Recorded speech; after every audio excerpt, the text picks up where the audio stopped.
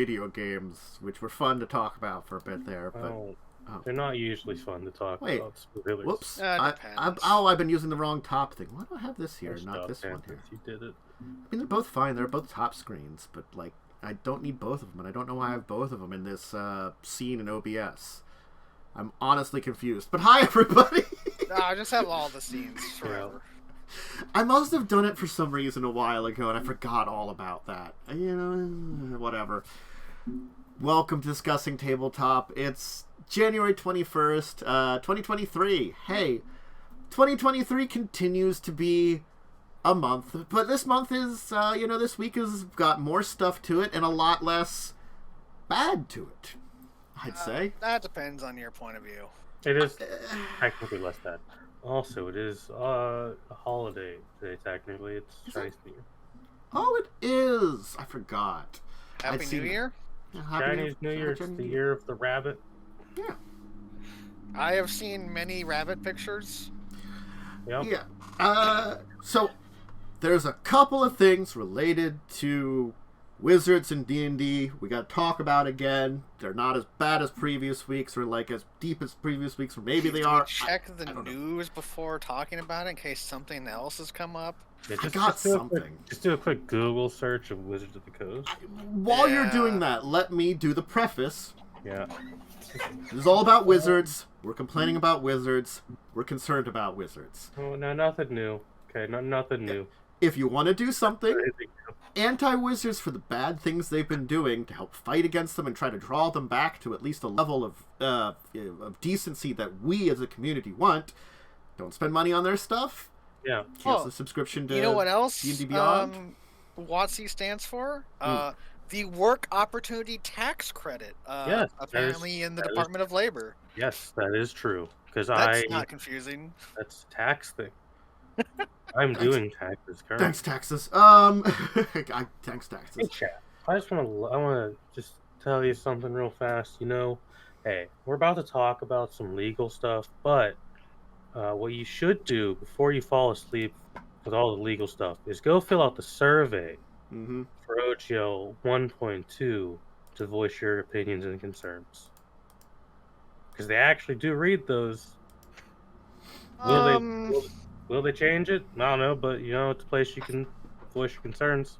I'm just gonna be the negative person here for a second because of a certain video that I watched that states that they actually don't read those. That's false. They actually do read those. It was a thing. I think it's was it D&D Shorts? Yeah, he got that information incorrect because of They do actually read the surveys. Well, it's like they read the surveys, but there are certain things like the comments they can't always get to all the comments. Yeah. So it's sort of like if you fill out the basics of the survey, that information will be looked at, like all the numbers you put in. If you write a comment, there's a lot of surveys. It might not. There are a lot of responses, and also like. Honestly, it sounds like they don't have enough people to check it all. Weird. Yeah. We talk about WotC being a fast corporation. They don't actually have 1 billion people working there. Yeah. No, because people cost money, and that means you have less profit if you pay more people. Also, it's unreasonable to have 1 billion people for reading surveys, to be fair. That too. Yeah. So, it's like, yes, will maybe someone notice or read your comment? Possibly. Like but the basics of your survey will be looked at. So it's a good thing to fill out the survey. I filled mine out this morning. If there's like some like details you write into sections, hopefully enough. I'll be honest here. I'm making my own setting and system, so I don't care anymore. Yeah. The other thing I'm going to kind of just end this with before we dive into the beginning of this, which is the OGL 1.2 with their announcement and the actual draft they show us, because the real draft this time is, I want to preface this, if you want to still play D&D, go ahead. You bought all those books, you bought all those PDFs, or anything else that you own, you can still play it. This doesn't matter. To you playing the game, this matters if you want to buy more stuff from them, and or if you want to move on to D&D 1. Yeah, Hasbro is not going to come to your house and burn your books. It's more for creators. For people like third-party creators and publishers. Yeah, if you want to get involved in doing that someday, then you should be concerned. Or again, like, if you want to look into the new stuff, then you should be concerned. This is not a good sign for new products and stuff too. So there are things you can do to protest. I know there's some people that are like, if you want to do something with your D&D Beyond money and you feel like you want to, if you're angry about this, give it to a charity or something. Certainly, you can do things like, if you really want to, boycott the D&D movie. You can, honestly, if you really wanted to see it, wait until it's on TV or something, or a streaming service. Hey, yeah. You can. It'll probably be on Netflix. Paramount? The other one. It depends on who is the publisher. I don't know. I don't know who the person. I think it's Paramount. It might be on Paramount Plus. Honestly, again, do you have Paramount Plus? I don't know. Does anybody have Paramount Plus? Some people do. I don't. I was gonna get it if the Halo show was good, but we saw how that turned out. Yeah, that was a big dumpster fire. Oh, it's Warner Brothers, so it'll probably be on. I forget what streaming service Warner Brothers. The new HBO one or something. That's what I was thinking. HBO Max. Or something? They own HBO Max, I think. Yeah, I think that's the new, whatever the current HBO version of whatever streaming service is. That one. I watched House of Dragons, which wasn't very good. I heard it was better than the other one. It's hard to be worse than season 8. No, I mean better than the other Lord of the Rings thing. Oh no, the Lord of the Rings thing was fine. Oh, the Amazon really? one? It was okay. I have heard the exact opposite. Nice. Word. It had good songs. I guess it depends on what you're looking for. Again, it's look at people's opinions and just check them out for yourself if you're really interested. Especially because a lot of these have mixed bags. They got it was fine, lore-wise. It's all right. Yeah. So rather than Friday, Thursday this week, they sent out a message on D&D Beyond, which again, they're just using D&D Beyond for all their news and stuff now. They've abandoned their own website, which is weird. Yeah. They have a website. Why don't they Beyond isn't great for news.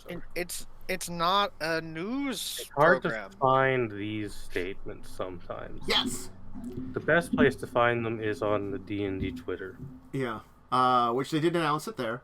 So they have an announcement. They're giving the core D&D mechanics to the community through the Creative Commons license.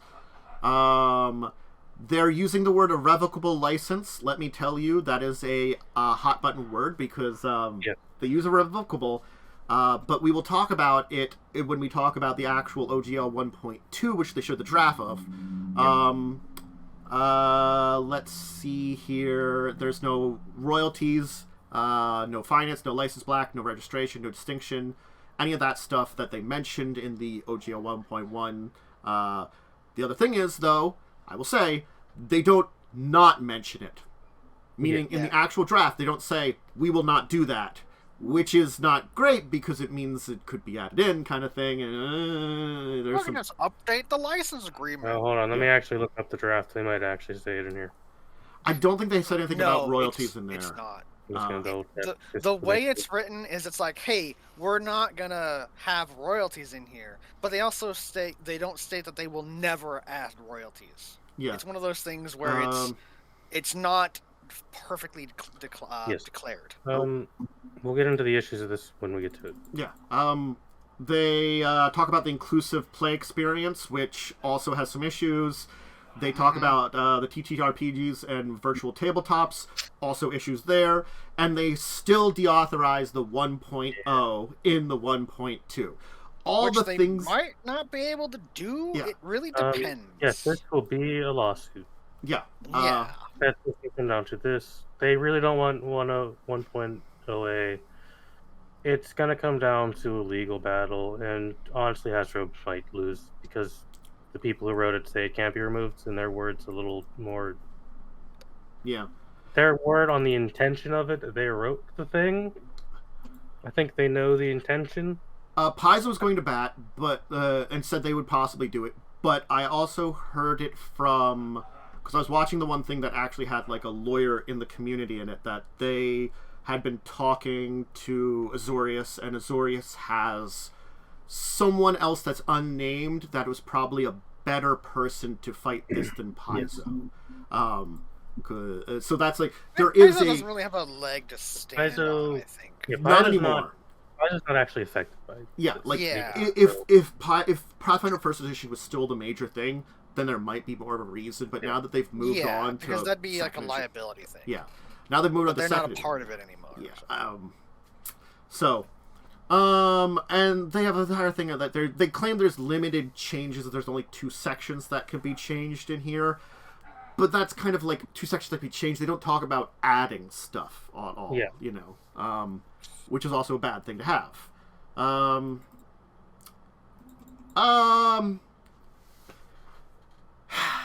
Now you can either put the entire like spiel in your thing or a creator's badge, which in essence, like, the creator's badge is kind of like, it's not terrible, but it's not great, because what it is like, it's advertisement.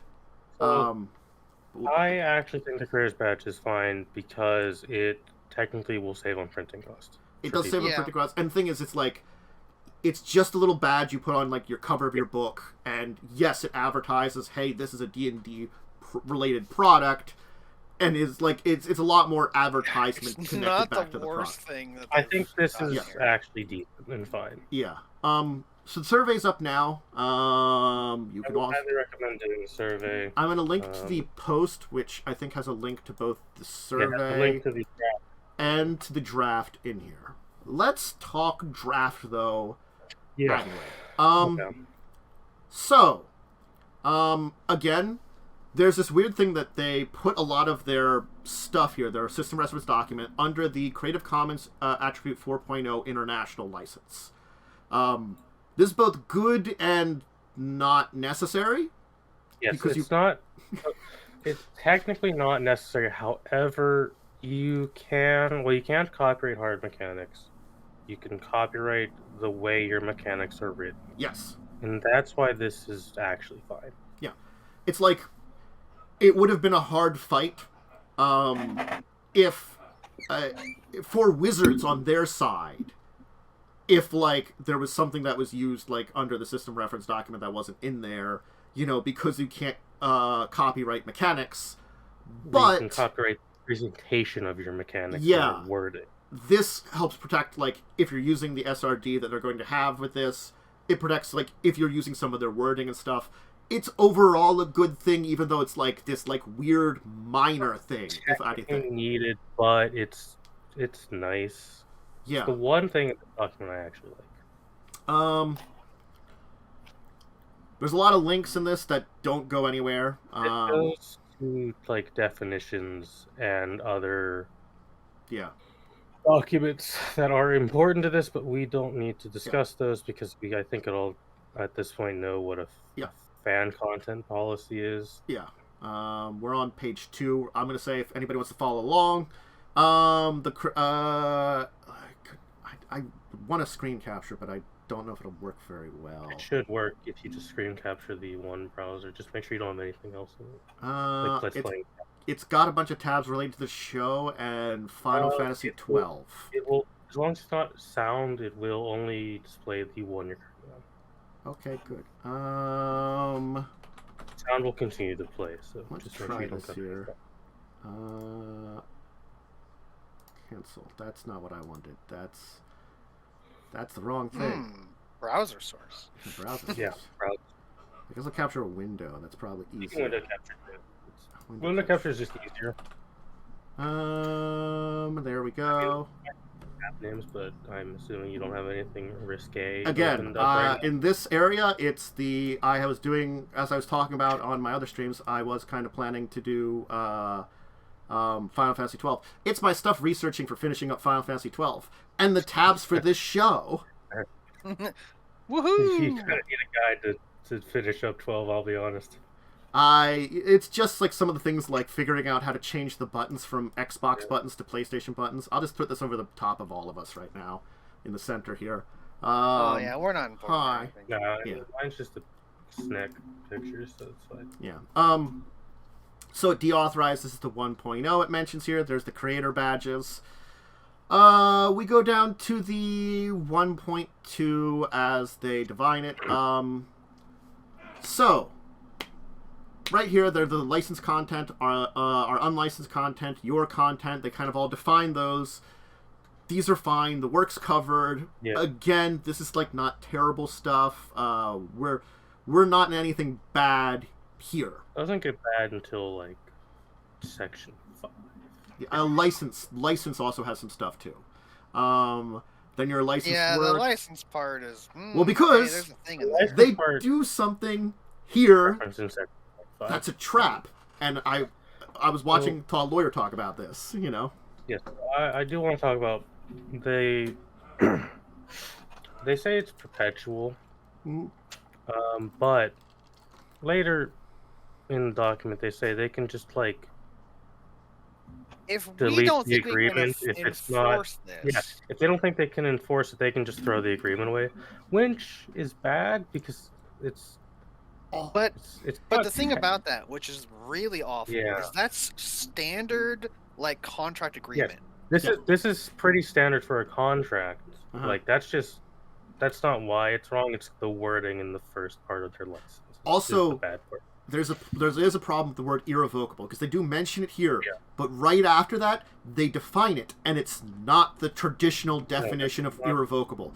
And Irrevocable. the thing is, I saw this from a lawyer. You can redefine a term by putting the definition in the contract, and it will be that definition for your contract. So, irrevocable, like we understand it from talking about the OGL 1.0, is not what this is. They call it that and then define it as something different. The main problem with the main problem with OGL 1.2 is more that it's full of many loopholes that wizards can use to back out of it. That's mostly why it's bad. Yeah. It's all loopholes on Wizards' account. Yeah. There's very little legal right you have.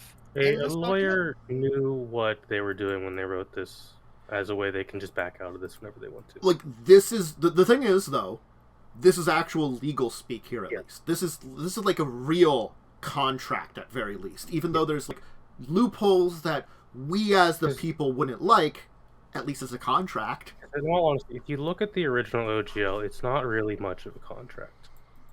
Mm-hmm. It's more of a blackmail. The original OGL is very the short. 1.1 is what I'm talking about. 1.0 is not really like a great example of a contract in a lot of ways. Well, again, I also heard about this, that apparently like 20 years ago, the idea of like short contracts was more in favor than long contracts, and now people are like, no, you need a lot of shit contracts. Yeah. Legal etiquette has changed a lot in the last 20 years. Yeah. So now the thing is, they do say your stuff is your material, but here's an important thing on the section 3. If they claim they independently came up with something similar to what you create, you can't do anything to stop them from producing that. If you can prove it, you can just sue them for money. So they could theoretically steal your stuff that you produce. You can sue them for money, but they can still sell it. Yeah, which is pretty shit. But I'm just gonna say it again. This is sadly standard legal shit. That's unfortunately a standard legal kind of thing. Yeah. It's a very common thing in video games. Let's see here. The two sections that could be faded, I think, were there was two sections that could be changed. They mentioned them. I'm trying to find out where. It's in the first part. I don't think it's in the actual draft. Oh, here the license says can't be modified except with section 5 and section 9A. Section 5 is you control your content. Now, they do say the way that you can alter Section 5, they do mention that. The attribution provision of Section 5 and Section 9A regarding notices. The attribution provision is... again, it's that legal stuff. I'm trying to, like, remember everything and also, like, keep this.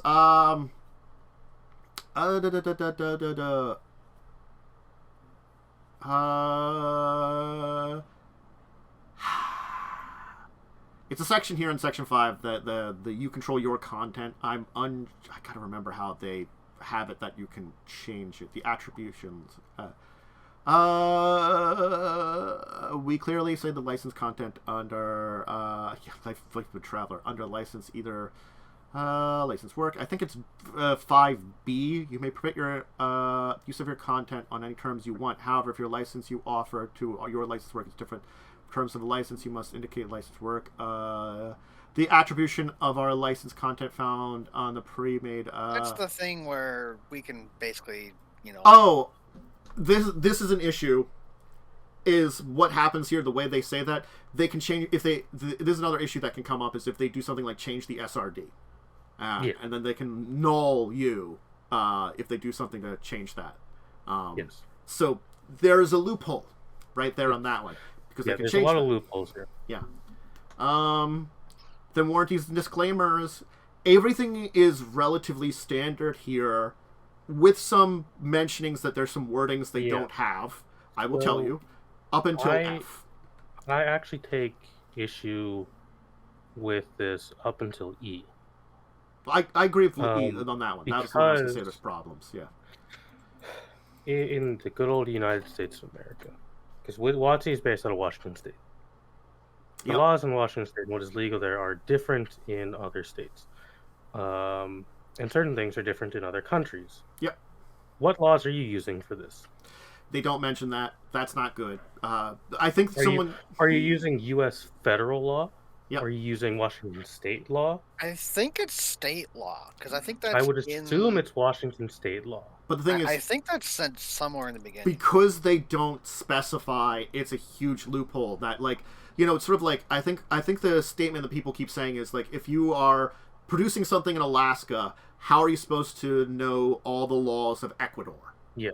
And unfortunately, the way this contract is written, you might accidentally violate a law in Ecuador. Yeah. And also, like, I saw from someone that, like, unfortunately, I'm going to say unfortunately, in parts of the world, things like, certain substances are illegal. Hey, same-sex marriages are, or relationships. There's a lot of stuff that, like, we take for granted here, which is, legal here, that would be illegal there. So, it's also not legal across all states. No. Yeah, also not legal. Like, if you go to California, or, like, California, got different legality in certain things than, my state here, definitely. So, the illegal contact thing just doesn't say enough. It is too just simplistic. And then it also might be up to Wizards to decide if something is illegal or not. There you go. Which, not great. It says as much in Section F. Yeah, Section F, it specifically says that, because now this is like really hard, because I did see someone was like tweeting at, like, this is like someone from the LG. You can do it. I believe in you. One day you'll get it.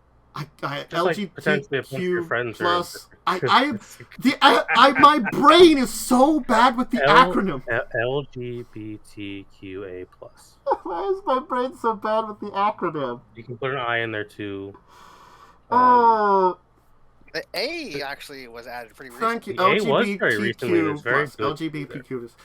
For whatever reason, it's because it's like so many letters in a row. My brain doesn't like it because it's not fair. It's like it's not a simple acronym you can read as a word. It's trying to. It's like my brain just is so bad at that. Yeah. It's like names. I don't use. I like see it enough times. I don't actually use that enough in my speech for it to be like said in things bring good work. I think it's mostly shortened to LGBTQ. Yeah, LGBTQ is where LGBTQ or LGBT is the shortened. So like anyway, from that community, someone was saying that like this is using them as a shield, and it kind of is. So yes. Go ahead. I'm gonna say, because if I would ever publish my setting, and Lightning plays in my setting every Thursday. Lightning knows there's some pretty messed up stuff lore-wise in my setting. With how some of these species are, right? With how they treat each other. Is Wizards gonna just declare that, hey, that's not okay? Your license is gone, fuck you. Yes.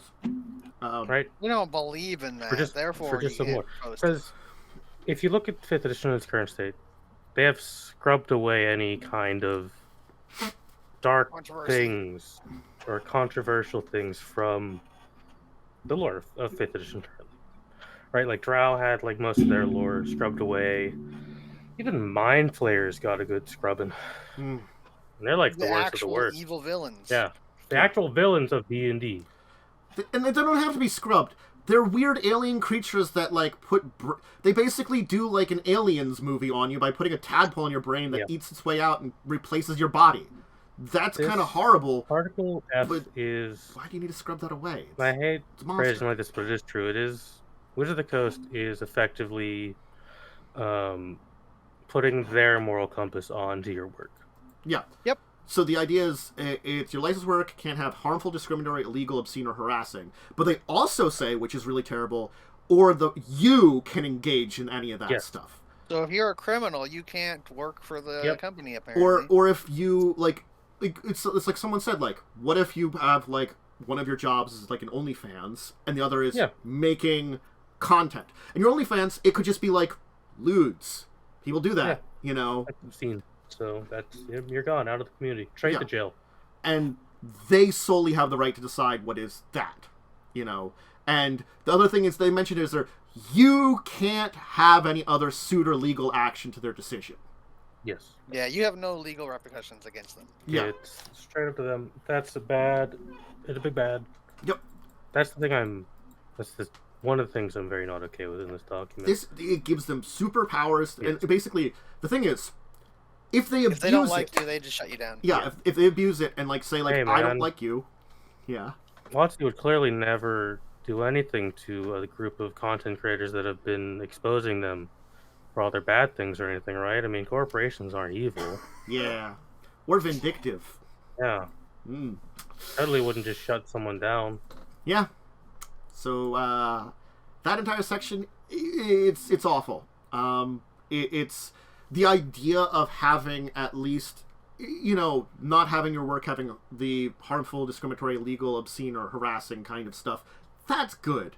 I'm going to say, let's, you know, that's a little bit more on edge and like, you know, yeah. I don't want to have that like connected directly to the people that are creating it. Because again, like, I got to be honest, there's plenty of people that have things which I feel like toe a line in real life that we cannot like, but honestly there's like people that write books or make movies or make music that they make really great books, movies, or music, and they're not great people in real life that might do some, you know, things that are like pretty terrible but not so terrible to get like, you know, outside of culture. One of the greatest books ever written, Ender's Game, was written by a total douche nozzle, so... Yeah, I love that book series. I didn't know anything Ender's about Game the author. is amazing. The author, total piece of shit. I mean, the books kind of go downhill a little bit. Oh, yeah, I mean, only the first two books are actually good. I'd say the first three if you're counting Ender's Shadow, because that one's pretty good. Those were the two I was counting. But there's plenty the second one's okay. There's plenty of people that, you know, maybe not to everybody, but certainly to plenty of people could fit the degree of that conduct that, you know, do great things that would be eliminated because maybe Wizards wants to do that. Anyway, again, it's removing Wizards being the person in charge of that choice also is a very important thing, you know. Yes. It shouldn't be up to them. It should be written in the guidelines. You know, on the document, perhaps within the four corners of the pages. Yeah, maybe you could use words like, you know, anything that's like hate speech. Hate speech. Even though that's sort of not legally definable yet. There's ways you can legally define things more. In some countries, it's legally defined, but not in the United States of America. I think in the United States, it's literally being put to vote. They're working on it currently. Yeah. And then they have the modifications and terminations. We've talked about the two sections, which are well, we haven't talked about one of the sections with modifications. And honestly, Section 9A, that's a whatever. It's for communications purpose. Section 9, most of Section 9 is just the general legal spiel of a contract. Yeah, so that's it's not particularly important. Same with Section 8. We're going to talk about the termination in a second here because that's Section 7B. But see, Section 8 is also another one of those. It's legal stuff, Yes. And I do apparently the entire reason that half of 8 is capitalized all the way is because apparently back in the 1900s they decided contracts should have loud words like this. Yes. And it's still there. That's just how law works. No one's been that's not necessary. Well, but no, it's 100% necessary. You just don't understand. But 7B is the other thing where they can terminate a license if it's in breach of the terms of this license and do not cure the breach within 30 days. Giving 30 days notice, that's a good thing. Better than nothing notice you had before. But that's them terminating the license with you. But then the thing is, they can immediately terminate the license if you infringe any of their intellectual property.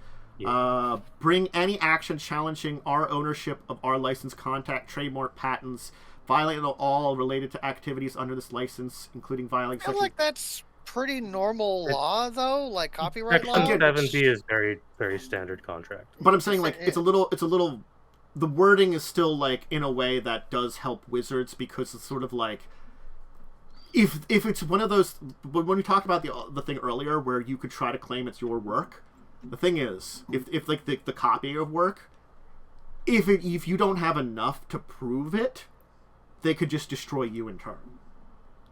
With how this is worded, and again, it's just that I think the wording could use a little work, and I'd sound they can just cancel this whenever they want. Where is it? Severability in the miscellaneous, where I think is where it is, where it's if anything, if we can't enforce this, we can just terminate the entire contract. Yeah, that's standard contract speak. It shouldn't be here, but that's just how it's just contracts. Yes. Yeah, it sounds like crap, but that is just how contracts. That's the thing is. Shouldn't I've been informed that's just standard contract. Yeah. It shouldn't be in this contract, but standardly it is in a lot of contracts. It's just standard fare. Yeah. So it's sort of that is kind of shitty too, but it is a standard thing, so we can't complain about it. Section 9 is all standard things. Section 9G is waiver to a jury trial. This wouldn't be a criminal case. There would be no jury, but they put that in there because it's just contract fare. Right? The thing is, I did hear that you can get in non-criminal cases, you can have a jury. That is a thing. Because I saw a lawyer who does a lot of these cases, and he just stated that he would prefer this anyway, because apparently if you get a jury for something like a civil case, it ain't fun. No, juries for civil cases are really bad. So this is understandable, waiving a jury for for this kind of cases. Better to just let a judge decide. Yeah, they know the actual law most of the time in comparison to a jury that would just vote on stuff. It's just people. Yeah. So that's this form, and then we have the virtual tabletop policy, which is real bad if you start reading between the lines. This one's really bad. I'm going to summarize the virtual tabletop policy. We don't want competition for our virtual tabletop that we've been developing. That's basically it. Pretty much. Yeah. And it's not, they don't define anything. They just say if it's like ours. So they could put every feature under the sun in theirs and then claim that, oh, you're copying it because we shared this one feature. Well, they don't, they claim it, they don't want it to be more like a video game, even though if you actually look at the virtual tabletop they're producing and see some alpha stuff they've been working on, it kind of looks like a video game. Yeah. They mention things like made Unreal Engine. Yeah, they mention things like spell effects. Shouldn't be in your virtual tabletop. Which is that's a weird thing to try and copyright. Well, it's what is the provision or features you don't replicate on your dining room table storytelling, and like, I think that's a problem because, like, as someone was saying, there are people that go above and beyond for their dining room tabletop storytelling with like projectors, music. I've seen someone who has a huge ass television built into the bottom of a table to have like maps and special effects playing on it. Yeah. And like tokens and things. It's like, that's insane. That's more than just like, okay, you're in a room, this is how big the room is, or here's a piece of graph paper, I'm going to draw a box. This is the building you're in. I mean, like, they mention, like, and the thing is, here's another problem with this that is really bad and what's permitted. It's if you replace your imagination with the animation of a magic missile streaking across a board to strike your target, or your VTT integrates content into an NFT. Why are they bringing that shit up? Because they want to sell them. It's a way to shield themselves. Yeah. NFTs are bad. It's a buzzword. It makes them look good. Yeah. So it's just so... And the thing is, here's another really bad thing also that they put in here. The VTT Owlbear stuff that they say like here. They can't use your visual license of their version of an owlbear. You can use its stat block, but you couldn't use its picture. And the problem is, because they're the standard, many other people, if you use their art, it's gonna maybe look close enough to their owlbear that you could get in trouble. I don't think it would be that bad because they'd have to use their specific art in the monster manual. Well, I think like there is clauses for being close. Like I don't know the exact word for it, but you can be close enough that you could argue for it that it could count as something. Like it that if you're using art that's similar enough.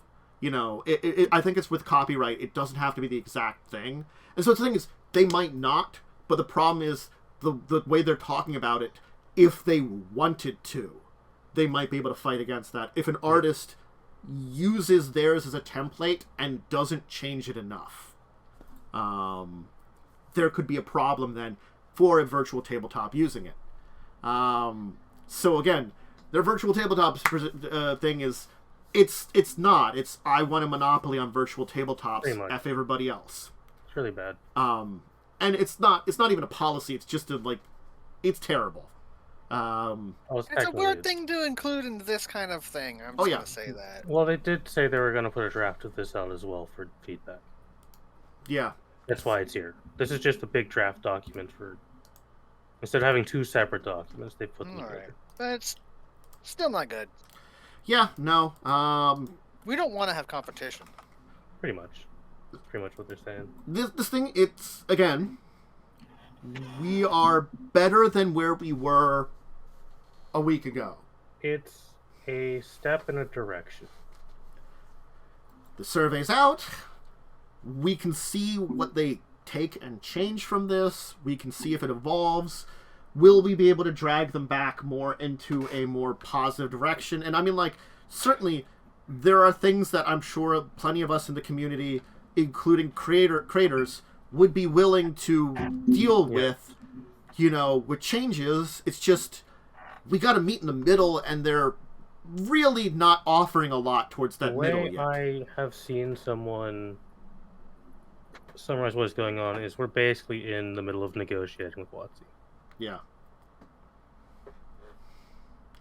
We as a whole community, are in the center of negotiating a license. Yeah. But as far as 1.2 goes, it's full of loopholes, but it's... But this is the worst thing. Slightly less bad.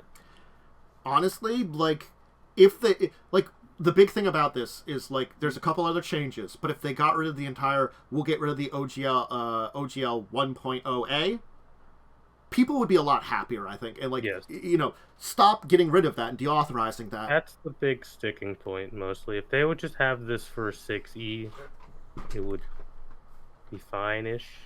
Fine-ish. It's not great, but it's not a problem. It's the same stupid stuff that all corporations do. is like, here's something that's really, really bad. It's so bad, no one's gonna do it. And then they're like, oh, we're sorry. That, we didn't really mean that. Here's something that's still bad, but not as bad as the last one. So this is, I don't know, it doesn't have an official term, but it's effectively strong arm public relations.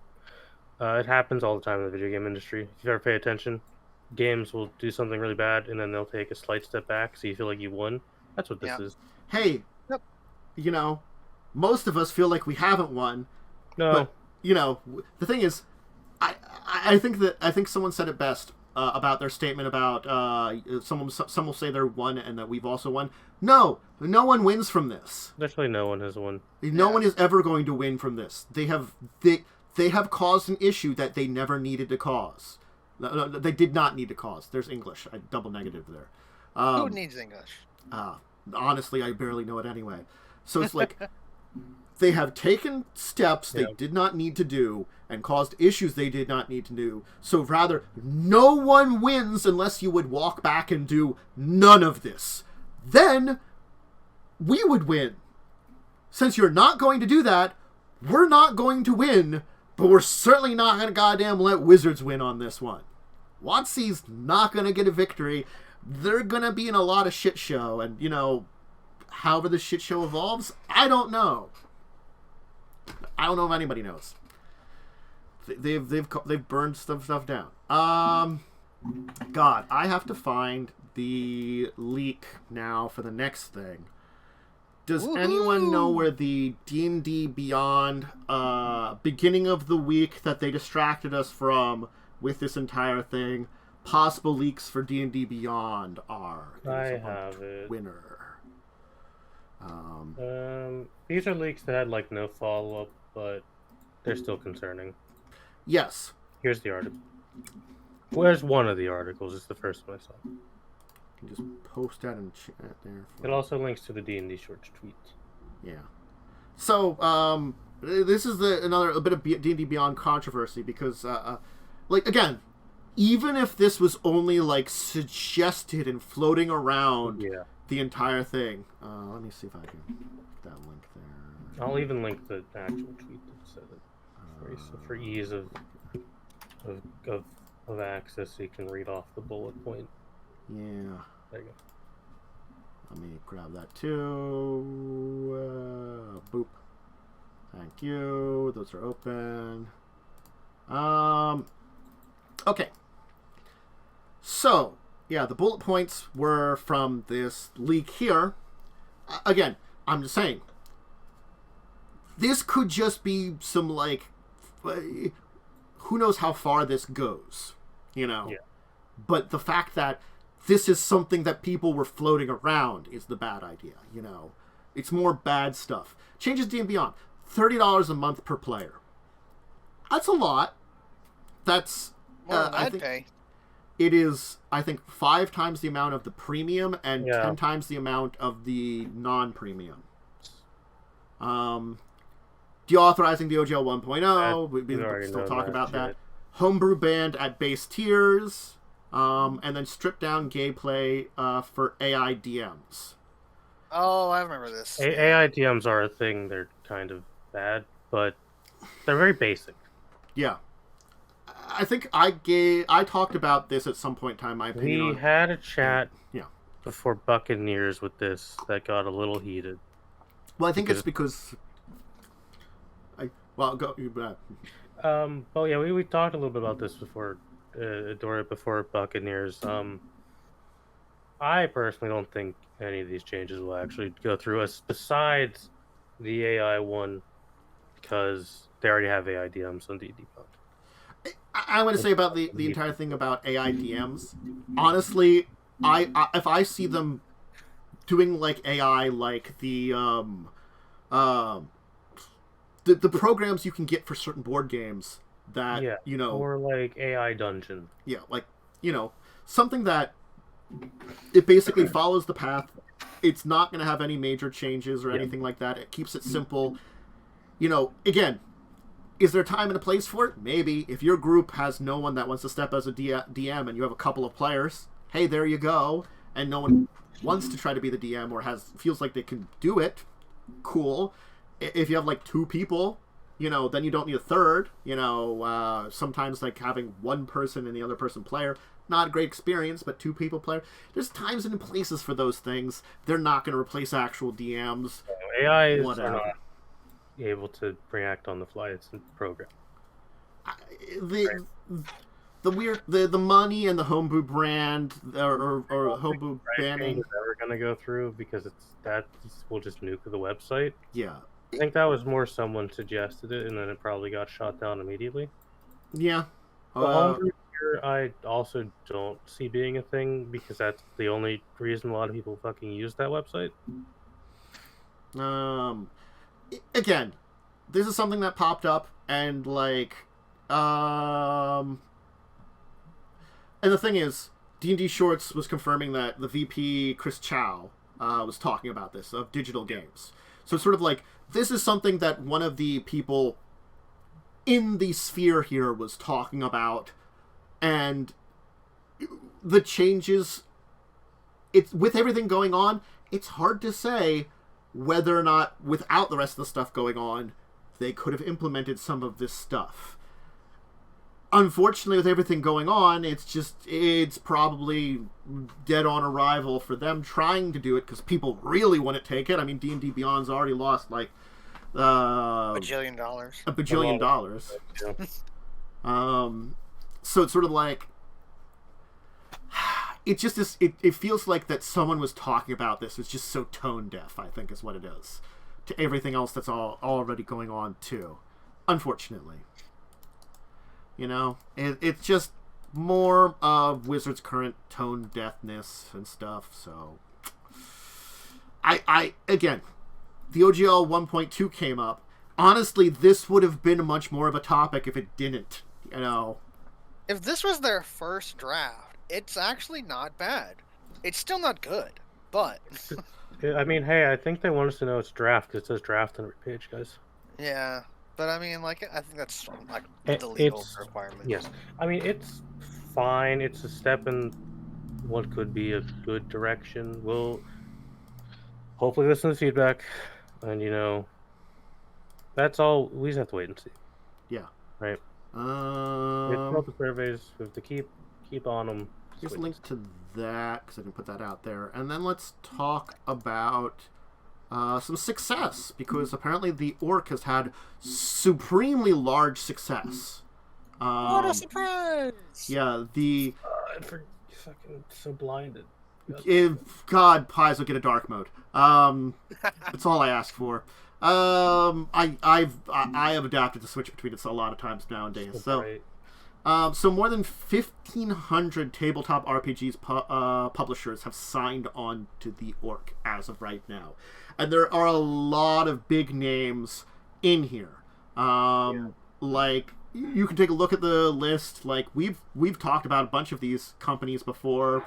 I can recognize Chaosium, Evil Genius Games, Fantasy Grounds, a lot of the big VTTs, Foundry, Roll20's on here, Green Ronin Press, Frog God Games, Goodman Games, Kobold Press, Lazy Wolf Studios, and these are just the big ones they're mentioning. Mongoose, Monty Cook Games. Is the Traveler one, I think? Yeah, I think Mongoose is the Mongoose Publishing.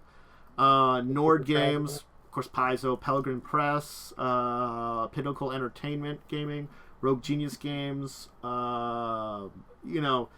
a lot. These are just like some of the big names they mentioned that are signed on here. And there are a lot of them. Like, maybe some of these you recognize more than I do. Certainly, again, like, I recognize maybe a third of these. Atlas Games is on there too. I think I recognize a few of these because they're map makers and such. Yeah. Griffin Saddlebag does fantastic items. I assume the Mad Cartographer is a map maker.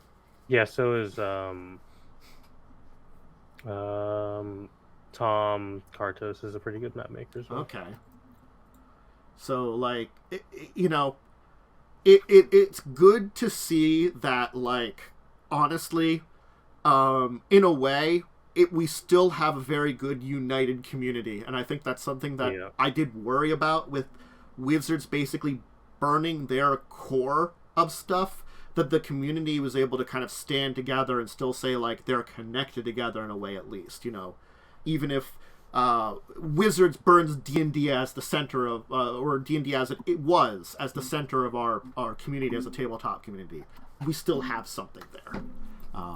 So, again, very glad to see there's a lot of people signing on, that this is, like, becoming a very important thing, you know, that, you know, good on this all, you know.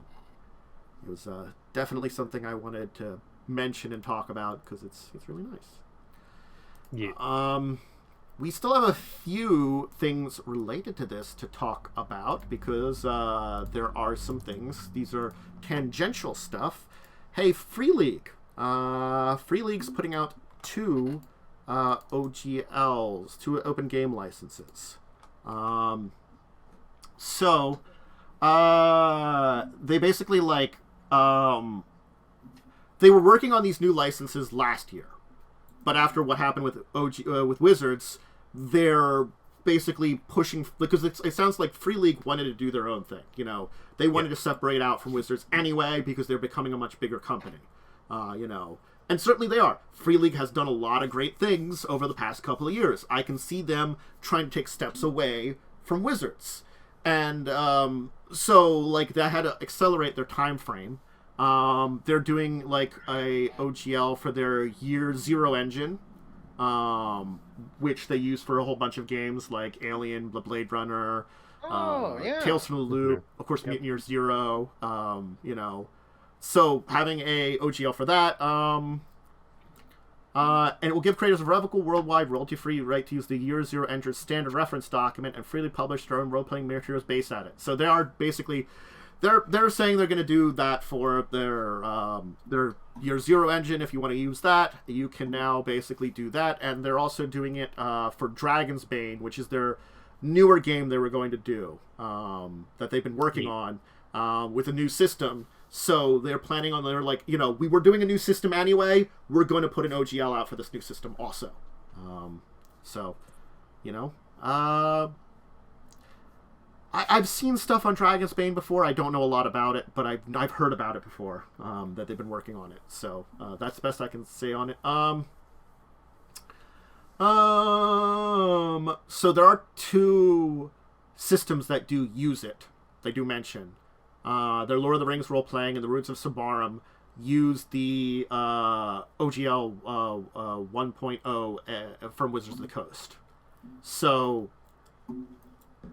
they, you know, are kind of saying they're kind of monitor the situation, how those will evolve. Those are their only 2 lines which use enough of the original OGL from Wizards to, like, worry about things.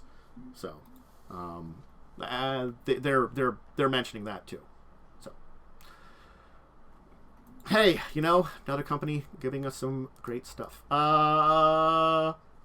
Then I did want to bring up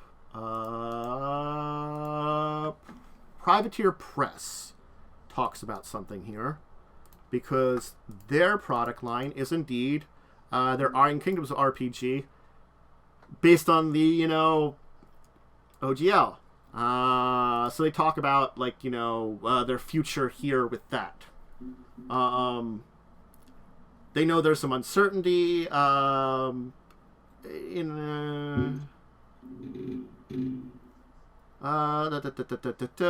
have to remember everything they say here. They're gonna do their best to, like, just if we cannot continue to publish under the current terms of the OGL, then our promise to find the best way to deliver new content and reward our investors and our supporters made the product so far. So basically, like, they're giving a statement that there's a lot of uncertainty. Unfortunately, their system is, like, tied. I feel like this is a good example of a lot of creators that are dealing with stuff right now. You know, this is the uncertainty it's creating. I think that's a good reason why we want to kind of, like, talk about this, is that these people make something that is very, you know, it's directly connected to 5e in a way, you know. It's using the, like, SRD and stuff, you know. Like their Iron Kingdoms and the Witchfire trilogy and stuff like that. They mentioned like used a lot of the stuff. I think the Iron Kingdoms used the original D20, or Witchfire, I mean. So, just a couple of showing the effects here. I did want to talk about the other topics first, but I think I want to draw this one in. See what you two think about this. Because this is something I heard about actually about half an hour before the start of the show, and I thought it'd be interesting to talk about. So let's move it forward here. Is that 3 European RPG studios have basically created a union in between them. A union for RPG creators or designers, workers in the industry. So Studio Agate, the team behind Shadows over Essen and Fateforge, the German publisher Urwerk Verlag, which I don't know their games, and the Italian Archon Games, which I've heard about them. I don't know the French one. I can look them up. Yeah. Again, the French one I've heard of, the Italian one I've heard of, the German one I have not. You know, but again, like I haven't heard a lot on Studio Agate. I've heard of their products and the Archeon games. I've actually heard of them because I think they've been to PAX Unplugged once or twice because their name is familiar to me.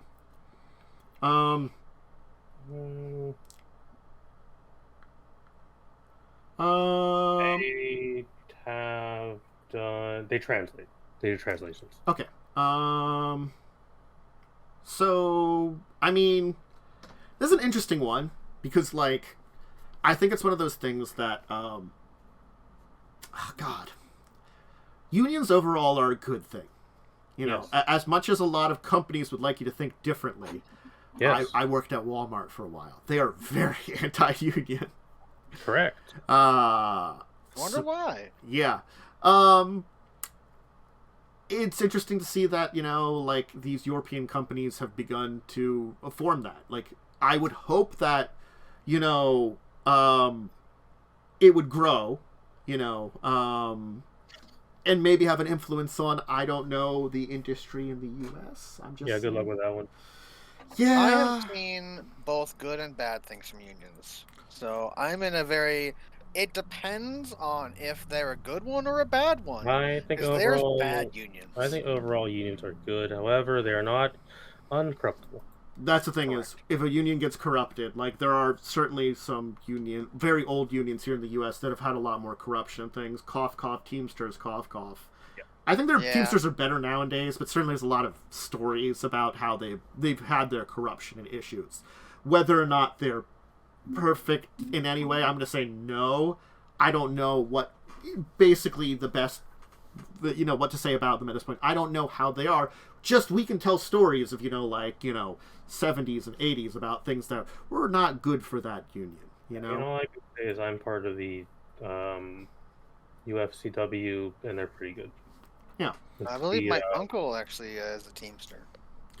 Are they doing pretty good nowadays? They got around a lot of that corruptive influence? It depends. Yeah. Because it's a very large union, it also could be branches and stuff too, I assume. Yeah. Yeah. Unions are very, very large. And typically there are many, many branches. Yeah. So, again... Your local leader. In this case, because in this case, there is no union. It's better to have a union than to have none. Honestly. With the union, you have collective bargaining. If there's things going on with a possible being in a union or not in a union, the option is better than not having the option. Yes. I'm going to say that now, regardless of levels of, corruption again. Having the option is always good, because it means you have collective bargaining. And it means, there's more control that you would have over your job and stuff, versus... you just having no discourse. So they are. The thing is, they hope to establish tabletop creators in Europe as recognition for their legal and social status. Particularly, they're like aiming to help freelance designers, writers, and artists who contribute to tabletop RPGs to have a little bit more legal and social status when it comes to defending, I guess, the work that they do. Yes, that's good. Oh, I think artists have like the worst time. Artists have the worst time in pretty much every industry. Hey, are you an artist that does work for RPG tabletops and is in Europe? There's a union now that can help protect you and put you forward now. This is good for those poor artists who get the short end of the shaft so much. Friends with many RPG artists, the pay is very below the industry standard for art. Apparently, it's pretty bad in France for people that like work in the industry. So the idea is that like they want to make the industry better for these and stuff. They like there's one of the things that says like in this article that they want to do is like the UK is a major player in European RPG industries, and they're hoping to be recognized by them. So it's a process. It's working, you know.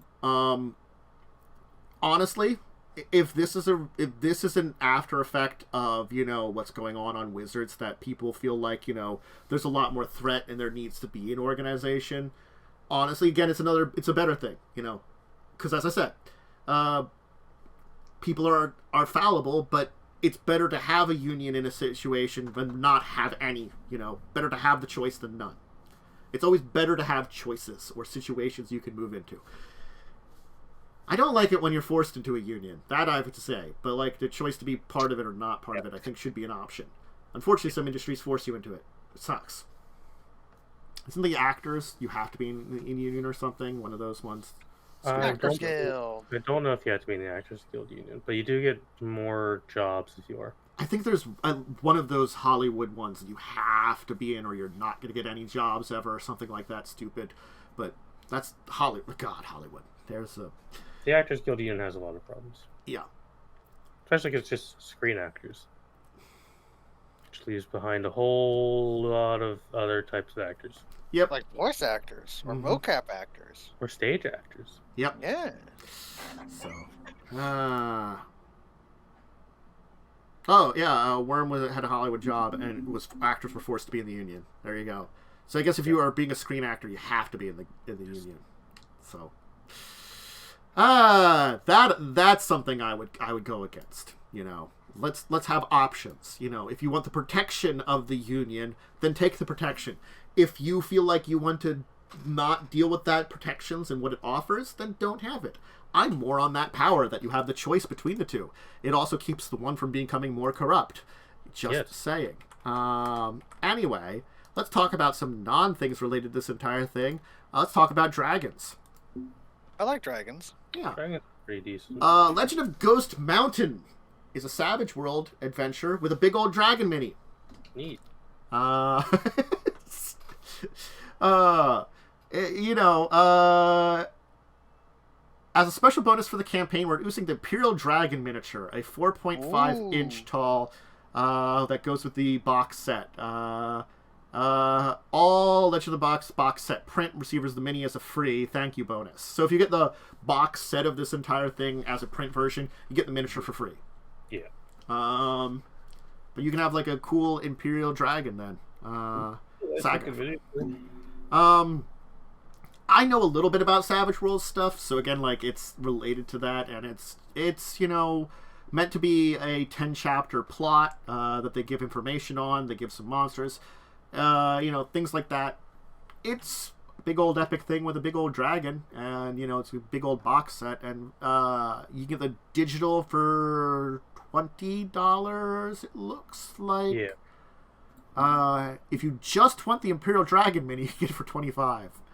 And honestly, the printed PDF is $40, which doesn't seem too bad if you get the dragon as part of the print. So basically, you could, you know, spend $20 for physical version rather than just and also get the PDF. Yeah. But also get a dragon. You Get know, a cool dragon. Yeah. So honestly, kind of cool. You know, not bad price. It's funded. I don't know what else to say about this one other than it's, Dragon Miniatures. Dragon. Cool. Dragon. Dragons are neat. We need Dragon palette cleanser after big discussion here. Hey Momo, you want to chat about a Dune RPG thing? I could chat about Dune. They're introducing the great game Houses of Landstrad. So it's information on some of the other houses, I guess. It's obliging. It's also a light mode. God, please, make dark mode, people. Dark mode. It's basically been scientifically proven to be better for your eyes. Really fucking bad. Jesus. Some of these websites might have dark modes. I just don't know how to activate Some of them are hidden. Don't know where to activate it. Yeah. I think the Wikipedia for Star Wars, the Wikipedia has a dark mode, but it's not obvious. Hard to find. Anyways, hey, Dune is a great book with a lot of politics in it. And if you like politics, hey, there's some cool, great houses in it that you can be part of. Most of them are pretty terrible because Dune's a horrible universe. Yeah. It's cool. I'm a big fan of the first 3 Dune books, which are the only good ones. The rest are really bad. Also, the David Lynch Dune movie is really bad too. Don't watch it. I heard it was mostly pretty. Are you talking about the newest one? No, the like 80s one. Oh, the 80s one. Okay. The 80s one's really bad. The newest one is pretty good, although it's a little bit boring and nothing really happens. It's because it's only like the first half of the book or something. Yeah, Dune's a very long book. So they had to like. It's weird. I watched someone who compared it to the book, to the movie, and it was like, it's really like faithful, except for it's only half the book. It's just half. The sequel's coming out like next year or something, I think. I was surprised they got a sequel. I think it's the idea. Well, it probably did just good enough to get a sequel. It was like a lot of people liked it. I think it's also they signed a contract for 2 movies. Yeah. Okay, there you go. I think it's the idea that and this is the issue that David Lynch had when he basically he had his own vision for the movie, but he also tried to shove an entire book into one movie, and it's the kind of book you can't cut a lot out from, unfortunately.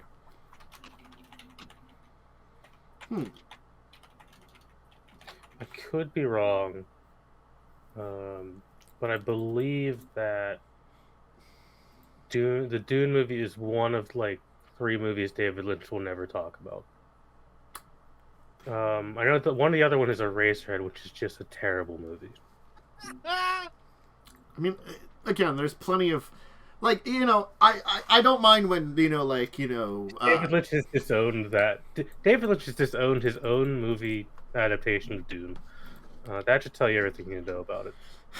And it's hard to say, was it something to do with money, production, producers, his own vision of it, some kind of combination of all of it that, he felt he made mistakes combined with all those other things. Honestly, movies turn out good or bad a lot of times from a lot of factors more than just a good script doesn't get you a good movie. A good adaptation doesn't get it. The directors often don't have creative control. Yeah. Yeah, they're just there to, run the narrative. They're there to direct the movie. That's it. And sometimes you have places where you can put your influence. Other times you can't. Again, maybe, David Lynch might have had certain visions for something with how the movie might not end that way because of, money, budget, and, honestly, the technology at the time, too. But... So, back to this. Dune has, a bunch of houses. Again, all of them are pretty bad. Mm-hmm. Alright, I'm gonna break it down for you. There's 100 Imperial houses, I think 400 Great Houses, 400 Minor Houses, and then 100 Spacefaring Guilds. There's a lot of them. There's probably not that many in this book. Probably a bunch of major ones. It's probably just the ones that people know about. Yeah. Which is fair, because a lot of the houses don't actually ever get mentioned. Yeah. They're more set pieces. Yeah, they're just there as, set pieces, and Yeah.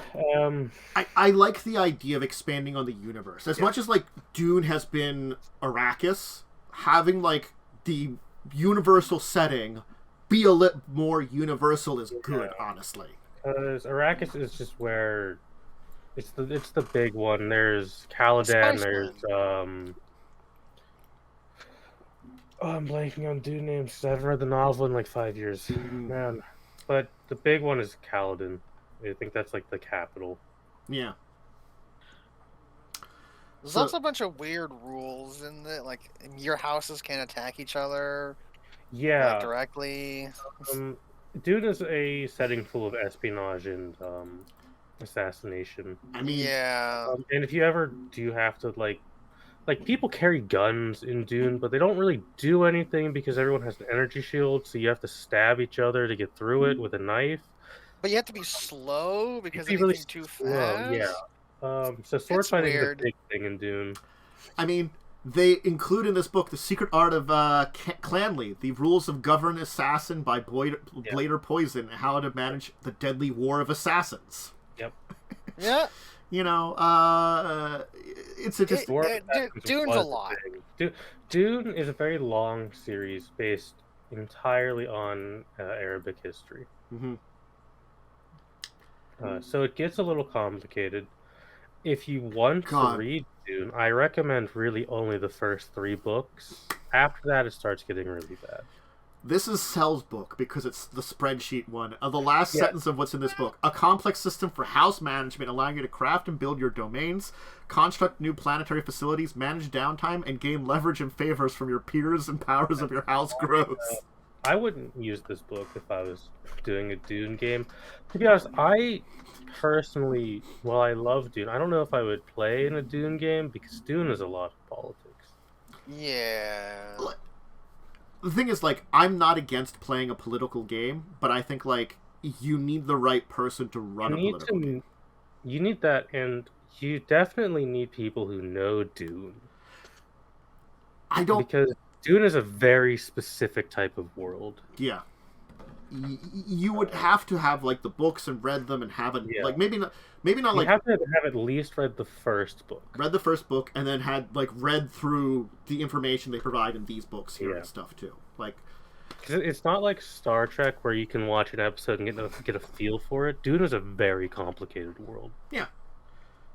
Star Trek, like, especially if you're gonna... I would say, like, especially if you watch one of the older ones, like Next Gen... I could give people an episode of Next Gen and like name one, and this one would be great at giving people an idea of how the world works. The one where Data fucks is the only one you need to watch, which isn't even the main point of that episode. Yeah, honestly, there are episodes of the original series. The original series is a very different feel, but I could give someone that, and you know, like nowadays, I don't know as much about the current stuff. Modern Star Trek isn't really Star Trek. Like, well, it is, but it's a much more typical science. It's more military sci-fi. Yeah. What I can say about it. Because there's a lot more conflict in it. Because, I mean, I understand conflict. You got all these pretty new technologies you can use. So I get it. But it's not really Star Trek. That was one of the things with Deep Space Nine that with the writer change is they wanted to have more action. Yeah. And a lot of the people hated it because it's like that's not what Star Trek is. No. But Deep Space Nine sold pretty well because people like Deep Space Nine. I personally think Deep Space Nine is just okay. I don't think it's great. I think it's fine. I think it's not a great follow-up to Next Gen. It's technically a sequel. Yeah. It's better than some of the other series. It's sort of like honestly.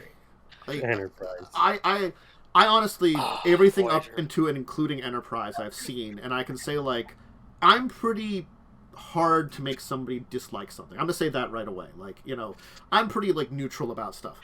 I found good and bad parts of all the ones, you know, like Next Gen, early season's really terrible, you know, later seasons it drops off a bunch. The mid season's kind of where you want to watch it. There are always episodes throughout them. You know, original series, I watched through it finally. It had been a lot of years before I watched episodes here and there. I finally watched through it like 5 years ago, you know, the actual full thing. Gotta be honest, third season's It's the worst thing ever, except for like 2 episodes. Time travel. Ooh. We brought Spock's ourselves brain. into a corner. Spock's brain.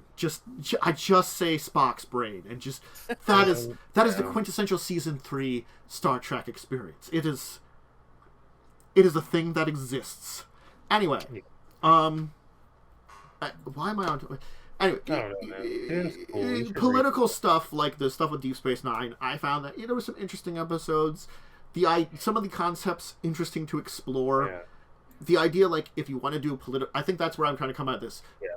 There are interesting concepts to explore for a political game, for a house building game, for anything like that. That you can take that if you want to, but be prepared. This kind of stuff is a challenge because it's very different from a lot of standard kind of games. It's not a fantasy adventure. Yeah, it's not like you can just go into the world of Pathfinder, kind of make really anything, and you'll fit in. Dune is pretty specific in what it is. Has very specific culture groups, very specific styles of personality, of clothing, of weaponry, of job. It's just It's also just a very unique sci-fi system or setting in general. And it's heavily political, so if that's not your thing, it's probably not for you. Yeah. You'll probably find the books very boring if it's not for you, if you're not into politics. So, like, this is good to expand everything that the Dune RPG is, but it does expand in a direction that you have to be ready for, if you're going to use it. Yep. I think that's the best way to say it. Last one of the topics I had for today is just another kind of interesting little shout out on stuffs here. Hey, another free adventure brief for Star Trek Adventures by Modifius. This one on ancient civilizations that your Star Trek crew can encounter and have little adventures with. What I found interesting is they present them at standalone, but they also do loosely give some information for having a kind of loosely connected story between some of these, which is kind of neat. And they can be added to any campaign with minor modifications, because I like that they have these little things of like, here's an adventure you can use in some kind of way and modify it and build upon it how you like. Here's the basics idea. Again, I think I talked about it last time I mentioned one of these. I like these that they do. This is what, number 10 that they've done? I think, yeah, it's 10, I think. So it's like, each one is like 10 adventures. So that's what, like 100 Star Trek adventures you could go on with everything they've put out. They do a lot, and it's kind of neat. And they try to keep them unique and different. Like this one, which is more like an archaeological or dealing with like ramifications of ancient civilizations, very interesting because honestly, stuff like that comes up a whole bunch in Star Trek. It's like, we came upon ancient civilization 27B. What the heck does it do to us? I don't know. Horrible ancient artifact, technology, virus, one of those. Yeah, there's a list of things that usually happen in a Star Trek episode. Yeah. I want one of those like a checklist, really. The charts where it's like it gives you I can't remember what it's called right now because the flow chart, does it involve like ancient robots? Yes or no? Does it involve ancient computer? Yes or no? Ancient virus? This thing, and like branches off from there. There's your Star Trek adventure. Flow chart of Star Trek insanity. So.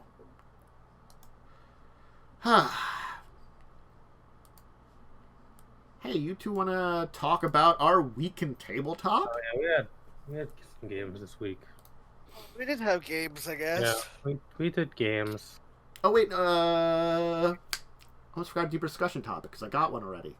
Oh, shit. The lore dump, the one you brought up last week. Oh, hi, chat. Hey. Hey there. Your players don't need to know every ounce of lore of your game. So, keep your lore dumps a little bit brief, Like I said, like I joked last time, if your lore dump is about the length of time it takes for someone to explain Kingdom Hearts 3 to me, don't do it. Give me the footnotes, because I'm not going to remember it. think the best way to do lore dumps is, like, obviously you want to keep it as short as possible. So if you have to explain something for more than 20 minutes, Yes. you probably wrote too much down. Yeah. But like, if you're like, especially if you're a world builder, right? You may have 20 minutes to an hour of just random lore you've written up. But unless the players are seeking that out, you shouldn't just be like, I'm going to start explaining lore to you. Because if the players don't ask for it, they probably are either they don't care, which is usually a bad thing, or they're not interested currently. Yeah. You need to make them want the lore dumps. Yeah. Typically, a big lore dump would play into what your players are currently doing. Mm-hmm. I have been in games where just got oops all lore for a city we weren't in. Someone found a book. Like, we're never gonna go to that city. It's on the other side of the country. Hey, guess what? We never went to that city in that game. What? No. It's this unfortunate thing that, like, lore is a hard thing because it's like we were talking last week about, giving your players the right information the right way. Yeah. This comes down to it that there's a lot of information, and a lore dump happens when your players either have trouble, story-wise or mechanic-wise, getting a chunk of the lore they need, and you have to unload it on them. Now, there is the other type of lore dump of just, you find some shit out that maybe is useful, maybe not useful. That's the one that you really have to be careful on. Yeah. That's the city on the other side of the country. They didn't need that fucking shit. Sorry. Like, the easiest lore dump is your players save a dude, they give you lore on important thing you need to find. Yeah. Right? That's your basic lore dump. You're always going to have one of those. Finding a book or some scrolls pertaining to what your party is currently looking for. Yeah. General rumors and, like, information that people will just give you if you go to, like, a tavern for, like, these are the rumors of pirate lord fuckface over there, hey, that's pretty good. You can keep that nice and short. You don't need to, like, give everything about the man. These are just the rumors, right? Yeah. So you have to word your lore and make it appropriate to what your players are seeking currently, right? If it's a big book of lore, you can give a lot more. If it's a dude telling people about a place or a thing, he can just give kind of the footnotes. If it's rumors, you can kind of give the bare minimum.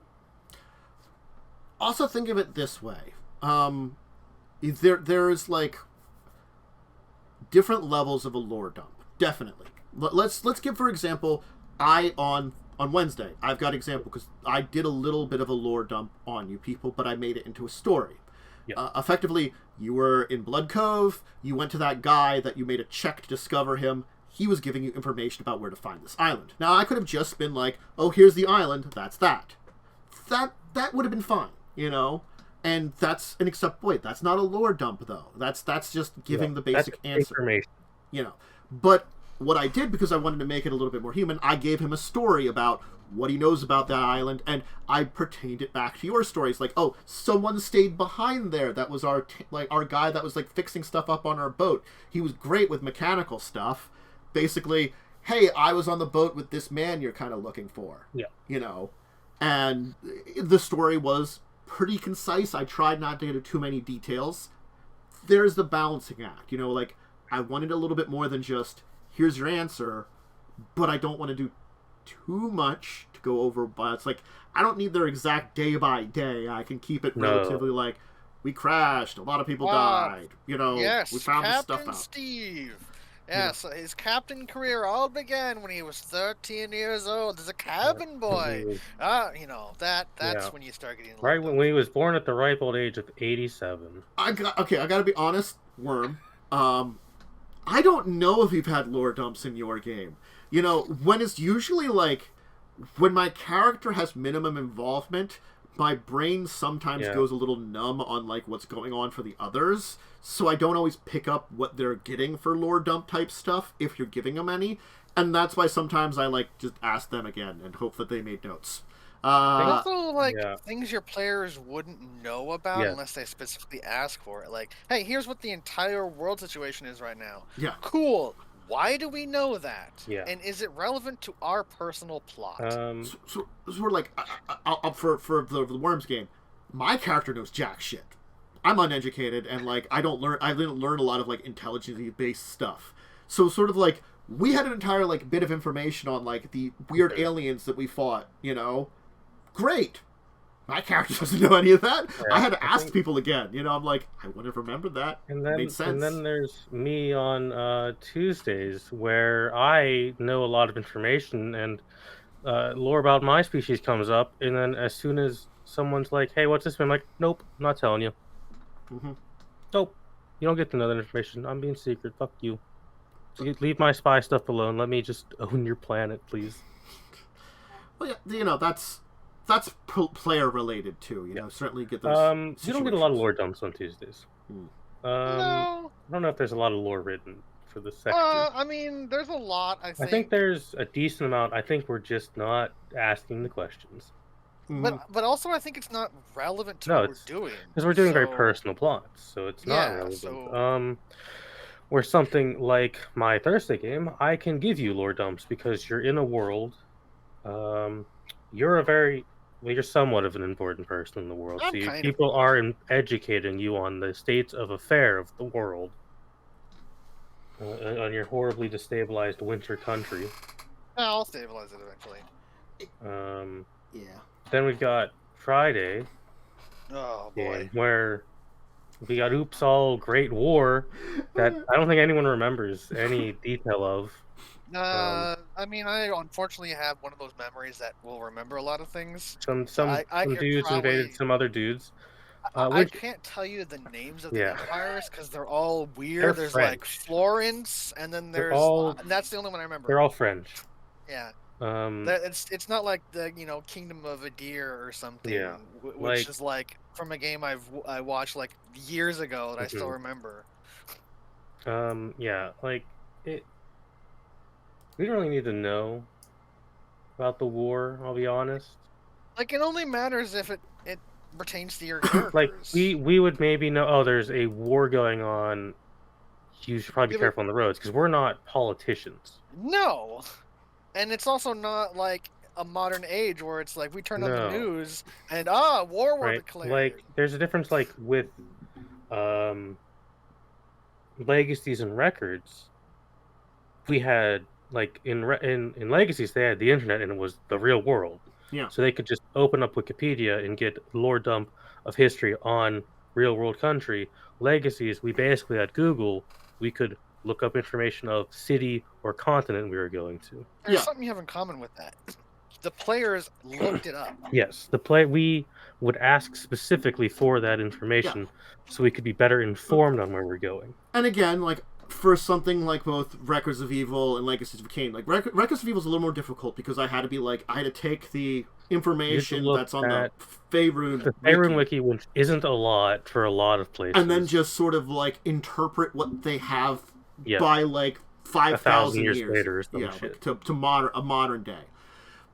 Legacies was a little easier because I could read up on whatever's in the White Wolf Wiki, which was pretty good to compile a lot of stuff. Like, I will tell you, sometimes I had to reference like some of the books. I have a collection of like old White Wolf PDFs and stuff.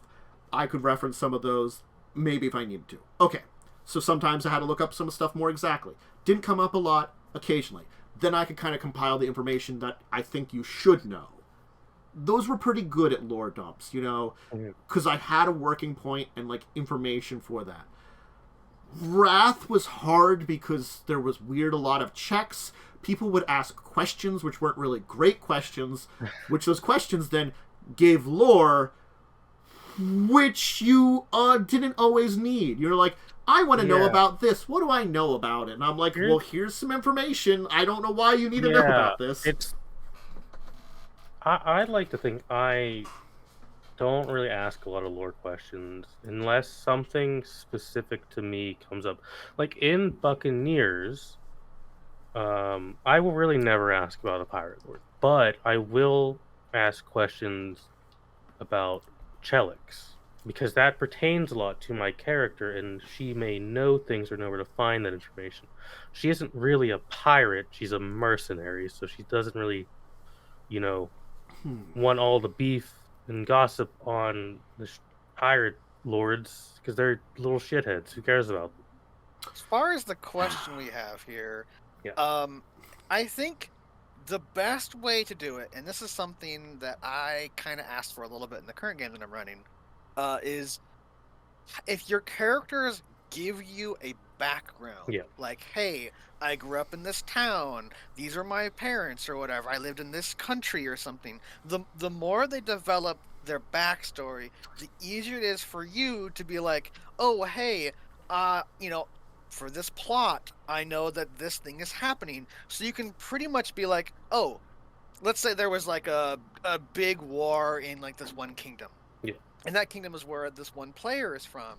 And that is relevant to like the current plot. You can be like, you have your NPC or your bartender talking about something, and then you can just literally just say, hey, so-and-so character, do you think you'd be aware of what happened in the place you lived in? Mhm. And if they say, well, yeah, because X, Y, or Z, then you can be like, okay, well, then you would remember that this one huge war happened where this Yeah. baron was trying to overthrow the king. And I think that's a good way to pull characters into the plot.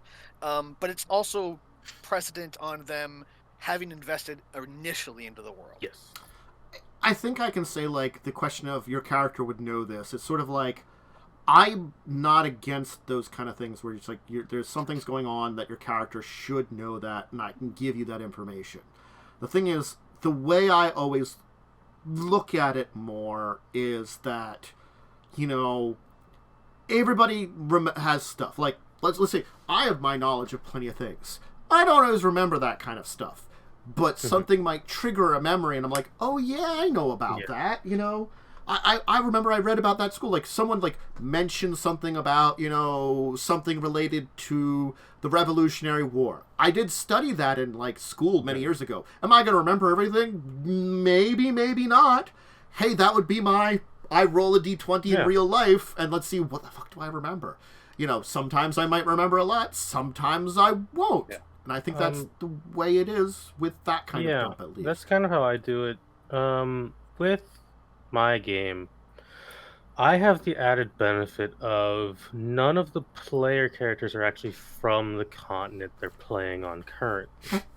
So they don't know a lot of that continent specifically. However, characters like Cell's character Civs knows a lot about ancient history of the world. So I don't really have to have him make a lot of rolls on the basics of this empire that fell because, hey, your character you just know this about them. For Lightning's character, the general political feel of things, I don't really have to have Lightning make a roll, or if it's like related to fiends or stuff, because spoilers, Lightning's a fiend. Oh, what? No. No, sorry, you're a human named Hubert. Sorry. Yeah, I'm human the Hubert with Steve, the not at all elf skeleton. Yeah. Jess's character is a little hard to, because Jess's character is a homeless person. Yeah, but sometimes, I mean, you could still be like, oh, hey, you know how the slums are in like certain towns, like on average, right? Because you like lived that life. Because everyone gave me a fairly detailed backstory on what they did on the old continent they're from. So I can infer with that, okay, you would logically know this from your studies or know this from your personal experience. It's sort of like, certainly within Buccaneers, like your character, when it comes to stuff related to Chelix, sometimes I let you roll when others might not be able to roll, or like I give you bonuses because, like, honestly, there's a good chance you know in comparison to anybody else, because it's just circumstances and part of the backstory you gave. And again, there are plenty of people that didn't really give me a lot of backstory. I mean, Cell's blessed by God, apparently. So, you know. I... Or at least Cell knows everything about Besmar. Look, I gotta really tell you, Besmar gives... Which, spoilers, if you look up Besmar, there's, like, maybe a paragraph. Besmara doesn't really care. Besmara isn't a forward-present god in Pathfinder. She doesn't have a lot of lore. She technically really doesn't have a church in the traditional sense. Yeah. It has a war priest, apparently. I mean, the war priest of Besmara, you know, honestly, because the backstory, like, touched Besmara. I gotta be honest, it's fine thing, and Besmara's like, I kind of like you, and it's like, I think it's the idea that Cell went a very different direction in the character's mindset. Like, I feel like the character, like, was like, the character might think that. Yeah. Right? You know. Or there's, like, you know, Yakul, who... He's a big dumb dragon man with a pirate dad. He gave me a backstory that I read that I remember very little about. I've got to be honest. Dad. You know, he was a slave at one point, I think. He had a, you know, kind of, the dad didn't treat him very well, you know, that kind of thing. You know, bad, you know, but dad was a pirate, like, you know. Yeah, I mean, that's pretty standard. But, like, yeah, if your players give you, like, hey, I definitely, if I'm from this region, you can, like, ask them if they reasonably know this, or give them a much lower DC to know it. Yeah. And then you could, like, give them some information they'd know. And certainly in their situations where they might know more lore or less. It's like... Yeah.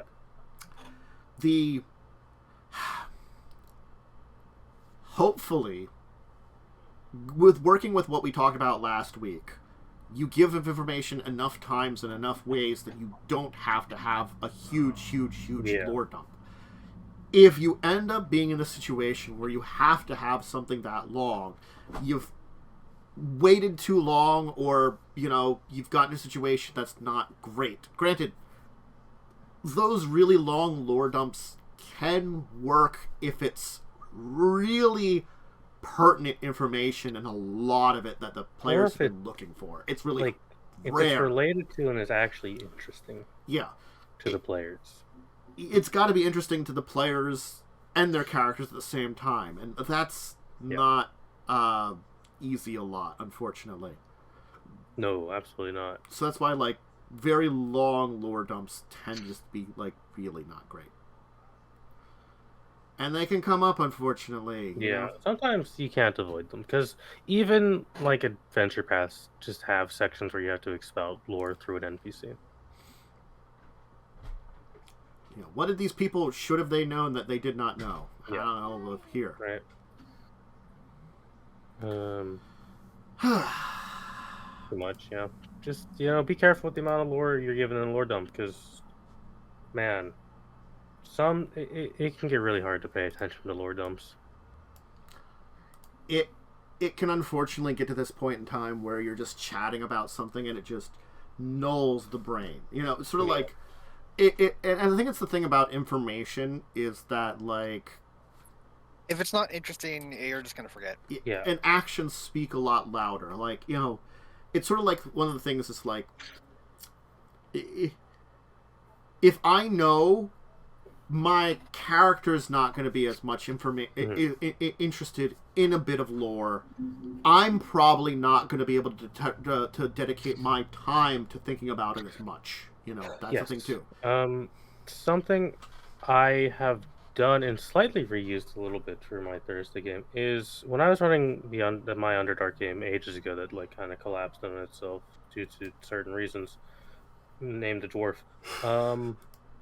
I had a fairly lengthy lore dump I was going to do, but instead of just, like, droning on about the lore dump, I have these things in my setting called memory shards.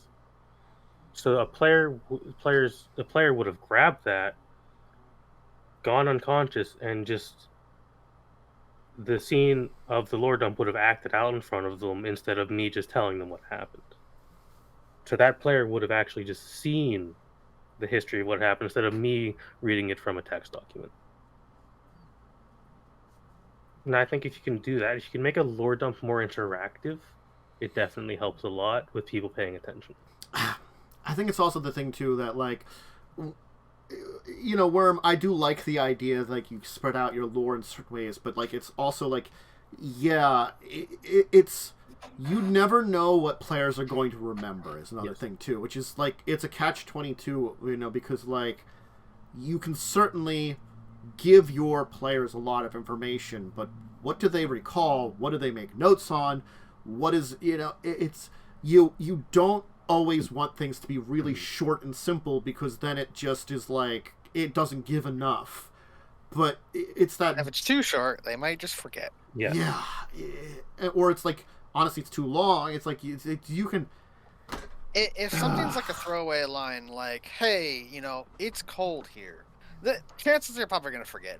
Yes. But if you're like, "Oh, you know, you exit this, you know, the tavern door, and there's a huge blizzard going, and you know, if you're more descriptive about it, be like, "Hey, yeah, this is a cold region," you know, and people remember that. Oh yeah, when that huge blizzard that was going on, you know, it was interactive, right? Yeah. You know, I felt the cold chill, you know, and stuff like that. It could be like the barkeep's like, careful out there. It's like, you know, you thought it was cold now. Blizzard's coming in. Seems like it's going to be the worst one that's been here in like decades, you know. Hey, I just informed them, not only was it cold outside right there, it's going to get really cold all of a sudden, you know. And, you know, that's another thing related to it, like, that I can throw out these, but I don't have to, like, tell them about the previous blizzard or something. Yeah, like on Thursdays, when I gave you the quest to go after the lady who had stolen this book, right? I made sure specifically to inform you, the players, that through this woman, that her people are very adept at summoning demons, and because she told you, you're going to remember that more, rather than me being like, here's a lore dump on these kind of elves for 10 minutes. I think the other thing is that, like, you have to be careful with the questions your players ask. Oh God, yes. You know, whether or not they're asking it to, like, if they're reading a book, if they're asking an NPC, or they're asking what they know.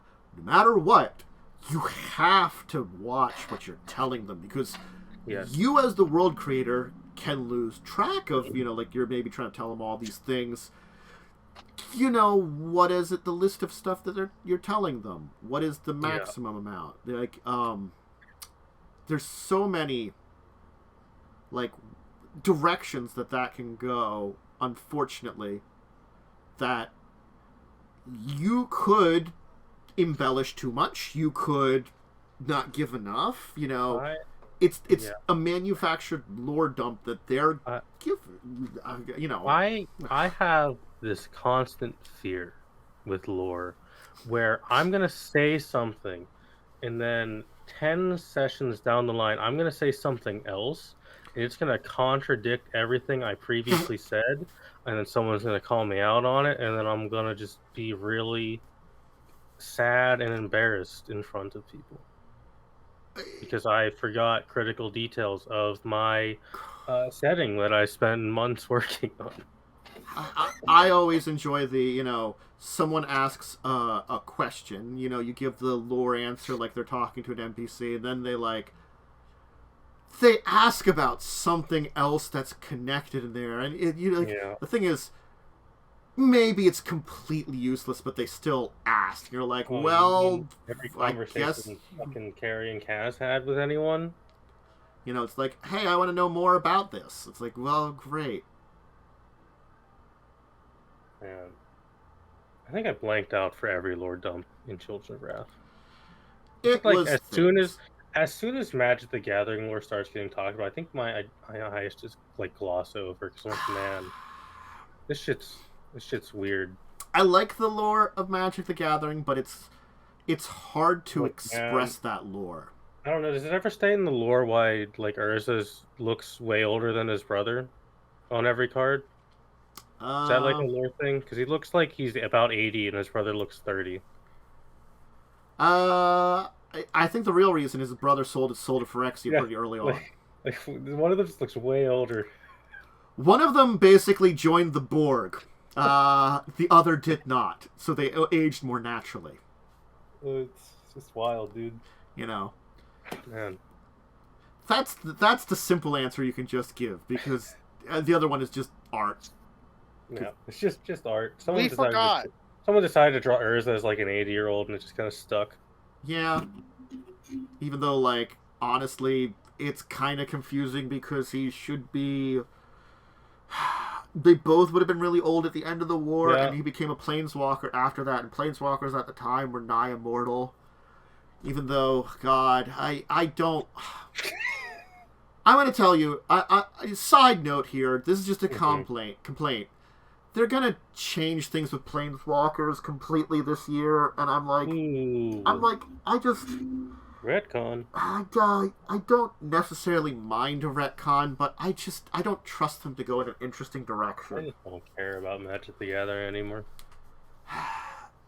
Well, it sounds like, I think someone said the best is the problem was they flooded the planeswalkers were interesting and new and unique, and then they flooded the market with them.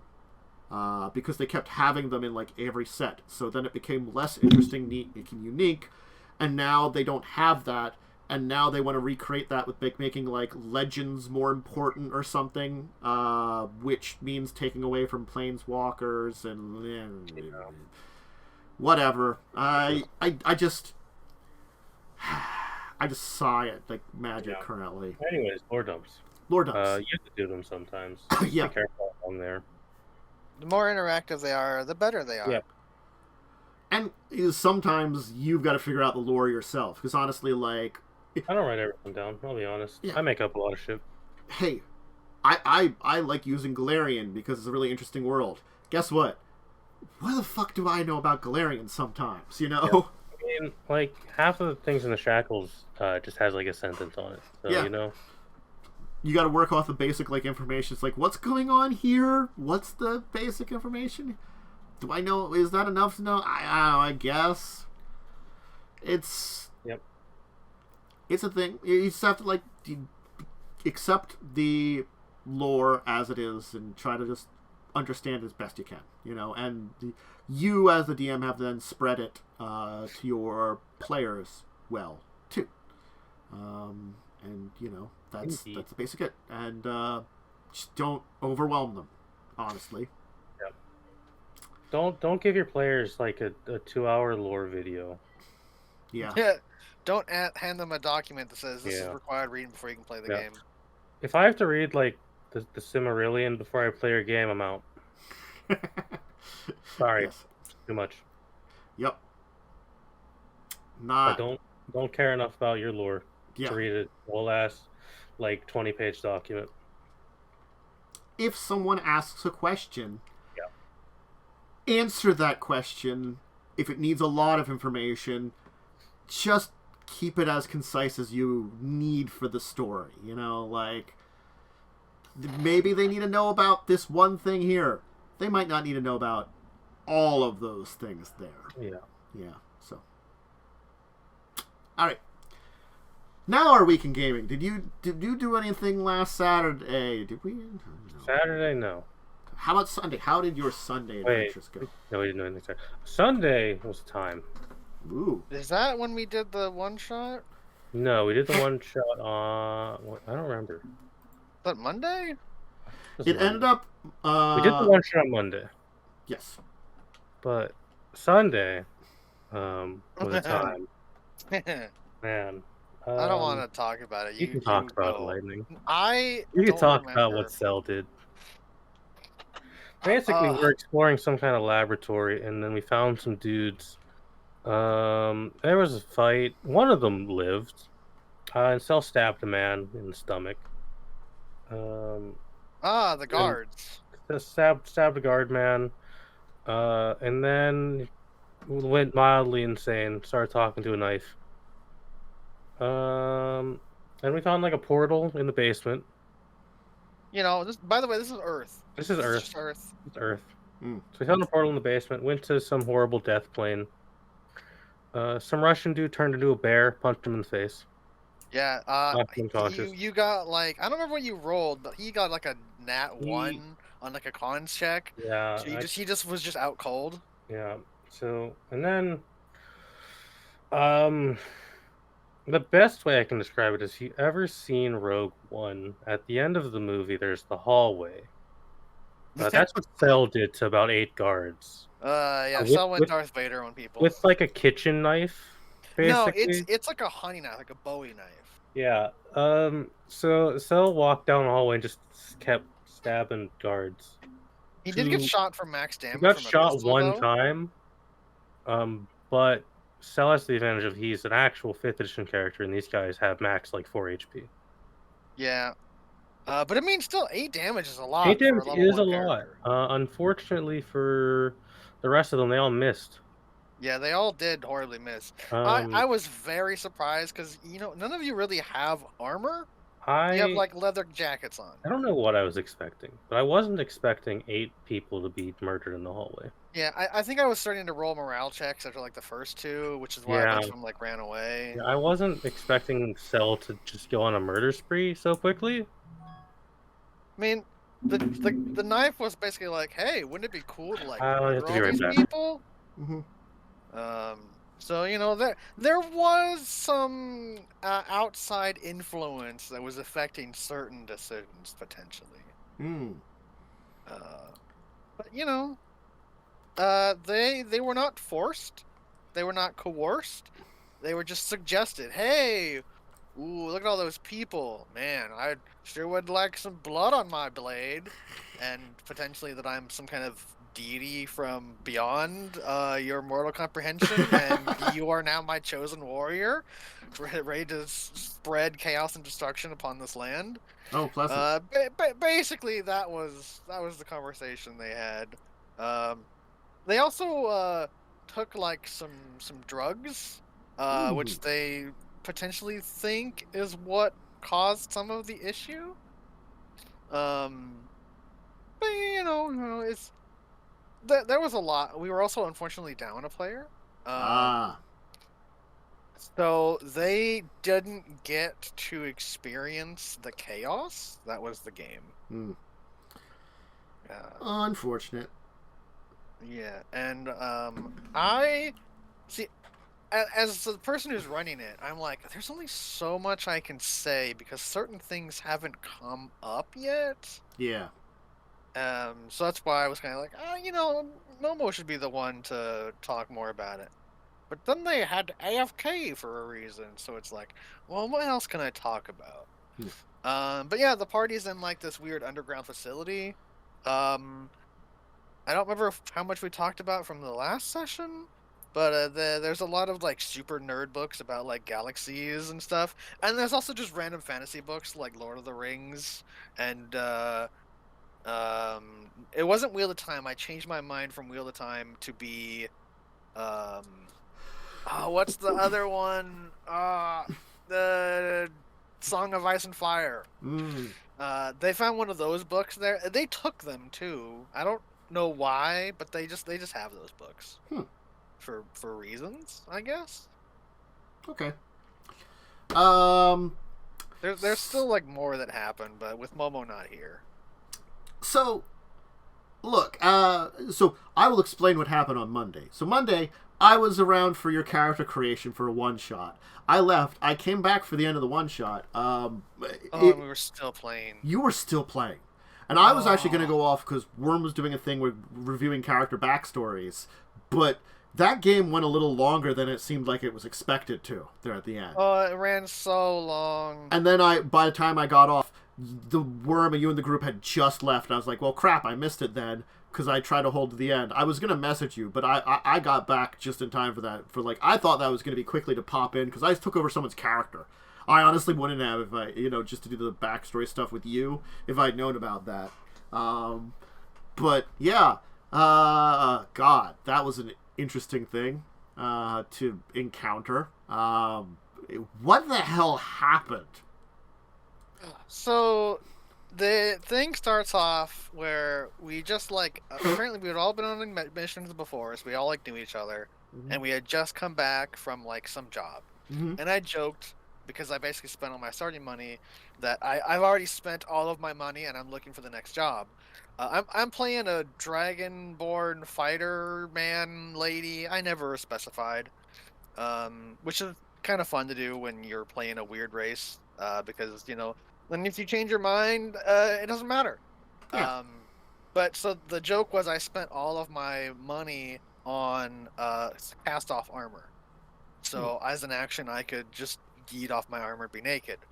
And then a goat started talking to us. Well, it didn't specifically start talking to us. It showed up with a scroll in its mouth. And because we had a wizard, it's like, hey, wizard, this is a scroll of communal speak with animal. So everyone can talk to this goat. And the goat turned out to be some kind of elven wizard. And he's like, I have been turned into a goat by my evil apprentice. I don't think he said evil. But basically that's the gist of it. So it's like, all right, well, I guess we had to go get it back from him or something. Like they had a wand of polymorph or something. And then this orc dude shows up. And he's like, hey, I want to buy that sheep. And it's like, why are we going to sell you the sheep? And also, if we sold him the sheep, the adventure ends. So that's a really bad thing to put in your adventure. I'm just gonna say that if you add an NPC, like let's say, you're like, oh, we're gonna fight the big bad evil guy, and then he's like, hey, if you want to like join me and we'll take over the world or whatever. And your players are like, yeah, sure, that sounds fun. You've thrown away the entire plot of your adventure of fighting the big bad evil guy. So yeah, he like, oh, I want to buy the sheep from you. So we're like, no, we were gonna like help him because we're like heroes, I guess. And then so he's like, well, I'm gonna kill you then. So then he like rushed up and tried to steal the sheep wizard man, and then a bunch of dogs showed up, and then a man was a bear, but he was wearing a huge coat, and so he threw the coat off, and he was a bear man. He wasn't a werebear, he was just a bear man. He's the bear and that then we was... had to fight them. I almost died because I was surrounded in pack tactics, so really good first encounter of your fighter almost dying immediately. We don't have a cleric, so all we had was a bunch of health potions. But man, we took so much damage in that game. I think technically one of the dogs shouldn't have had pack tactics working on me, but I wasn't really questioning it because I like jumped in at last second. Yeah. So after we almost nearly died to 3 dogs, a bear, and just an orc man, then it's like, all right, I guess we got to go to the wizard house, I guess. So we travel to the wizard's house, and we are trying to avoid combat because we are mildly fucked up and low on resources because we had to spend a whole bunch in the very first encounter. This is all one adventuring day, so there's no resting. Oh boy. So we skillfully avoid these 3 ape dudes who all have great swords. Because it's like, I don't really want to fight an ape or a gorilla, and I especially don't want to fight one with a great sword. So we avoided them and like tried to sneak into the house. And we got like a nat 1 on a stealth check. So, like, we immediately get detected, and it's like, hey, how you doing? We're here to kill you, I guess. So he's like, oh! So then he sounds the alarm, and then he proceeds to run away from everybody on every single one of his turns. So he's just, what's his turn? He disengages and runs away. Okay, so we chase him down. He disengages and runs away. It's like, alright, this is, like, getting really boring now. And of course those gorilla things, that's kind of when you jumped in, they had climbed the wall of this building tree house, which is like up in the air, so I don't know how they climbed a 30-foot air gap to get up into the side of the building, but whatever, we'll just ignore that. Maybe they had levitate once per day. So then that's when you came in and we were fighting them. And there was a bear, and he turned his bed into a dragon or something. Yeah, and it almost killed me, but, you know, I didn't even care if I died in that. I was just like, if I die, then, whatever. It's a one-shot. Though I do plan on reusing that character as, like, an NPC. Because it was a very, dumb character. I don't know what the hell Cell built to take over. That was such a weird goblin character. Goblin barbarian, but wild magic barbarian, and also I think a level of fighter or rogue. It was the typical Cell build where it's like, it's a one shot. I don't have to worry about like playing this character in the future.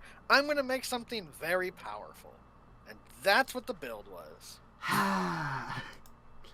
Cell, just please no. I just played a human. Not a human. I played a dragonborn samurai fighter. And it's just okay. Samurais are neat, but they're not like super powerful or anything. Then we fought a bed who was polymorphed into a dragon, and then the man turned into a gibbering mouther, and he could have done 50 something damage in a single attack and just one shot my character. I'm pretty sure if that attack had hit me, I think I would have been like permanently dead.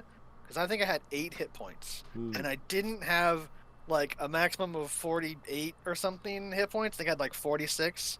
So if he hit me, that's just it. That character is dead, They're just dead.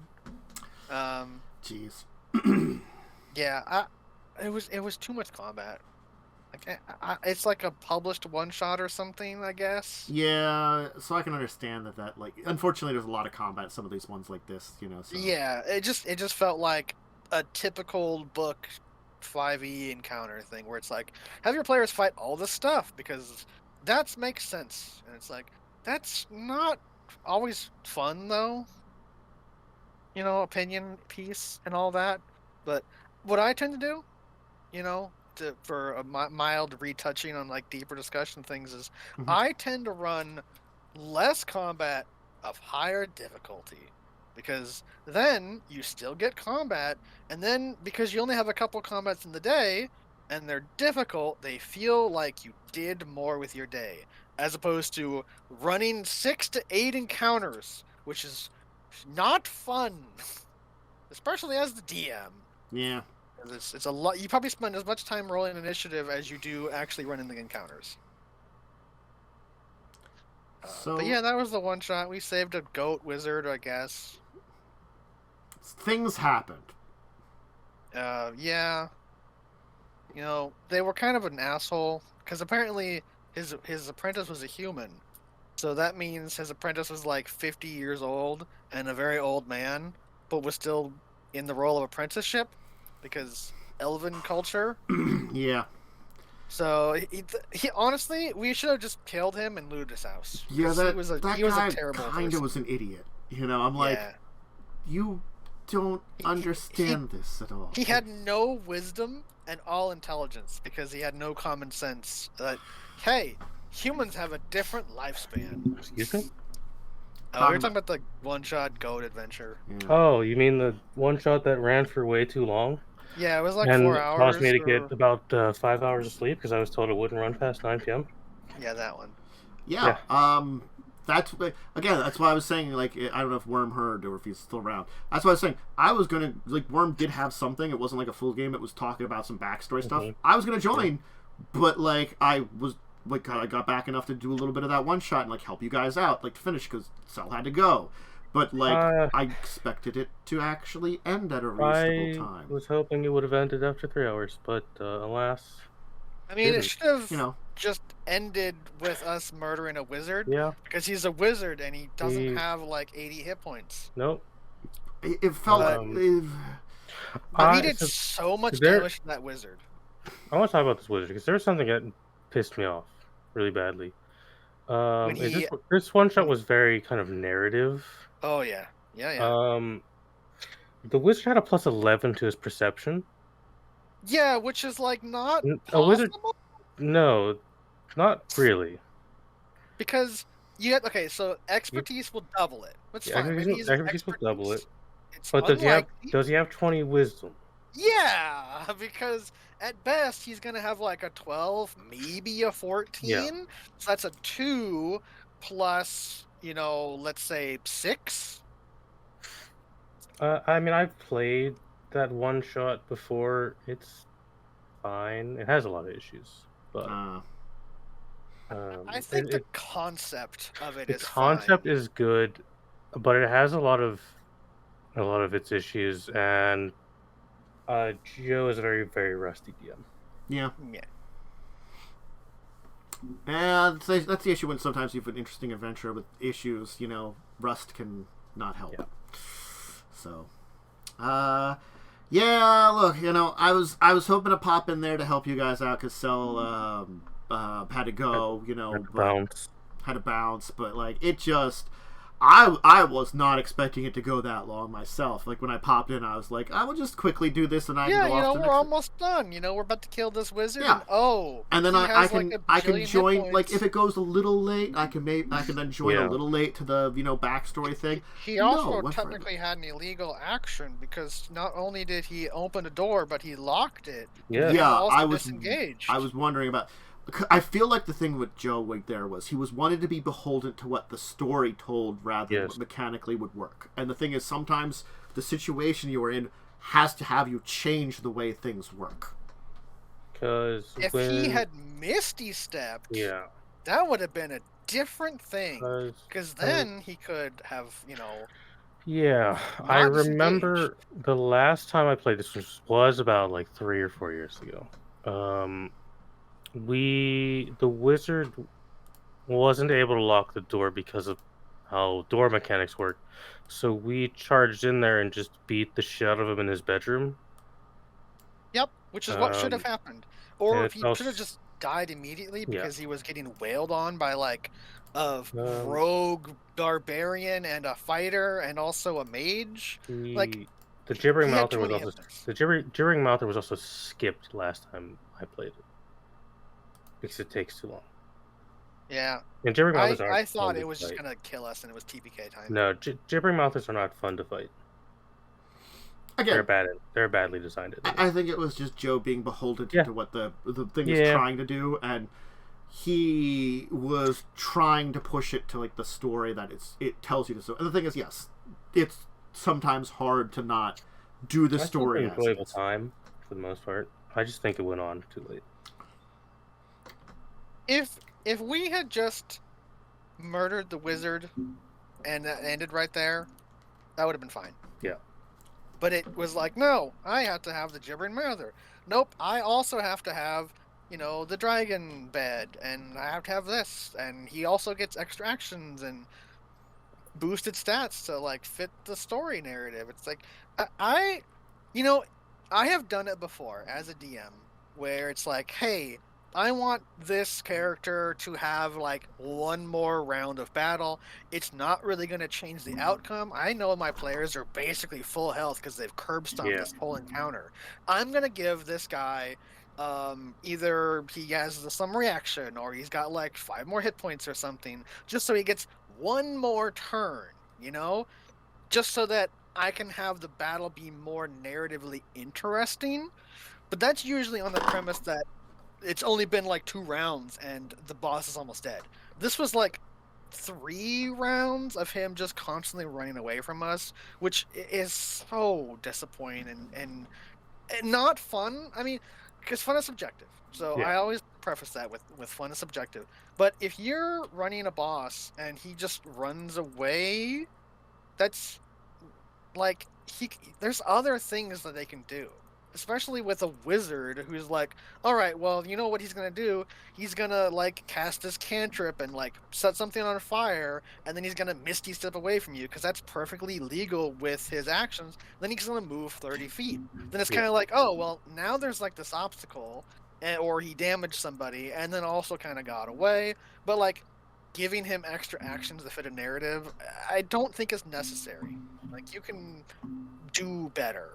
Well, again, like, I think also the rust for Joe. He might not have thought in his mind that was too many actions for, like, locking the door behind him or something, too. Unless it's like, oh, well, he had like a pressure plate, so when he goes in the room, it automatically locks. But that's dumb. Man's playing Minecraft. Mm-hmm. Anyway, I have my opinions, you know, they're not always correct. But how about Tuesday? How did Tuesday go? Tuesday was chaos. But the good chaos. Much chaos as Sunday. Not as much chaos as Sunday. We infiltrated enemy palace. Mm-hmm. It went super well. Cell talked his way out of a lot of situations where he really should have been caught. Yeah, because the people were like super dumb. They were the night shifts, so they didn't care, which is honestly fair. But we then encountered one of my species people after the same information we were after, but they were doing it for a different house of the planet. So we had a tussle, and I really considered turning around and killing those 4 other guards, because I didn't want to leave any witnesses. But that would have caused a war. Yeah, this way is less bad. Yeah.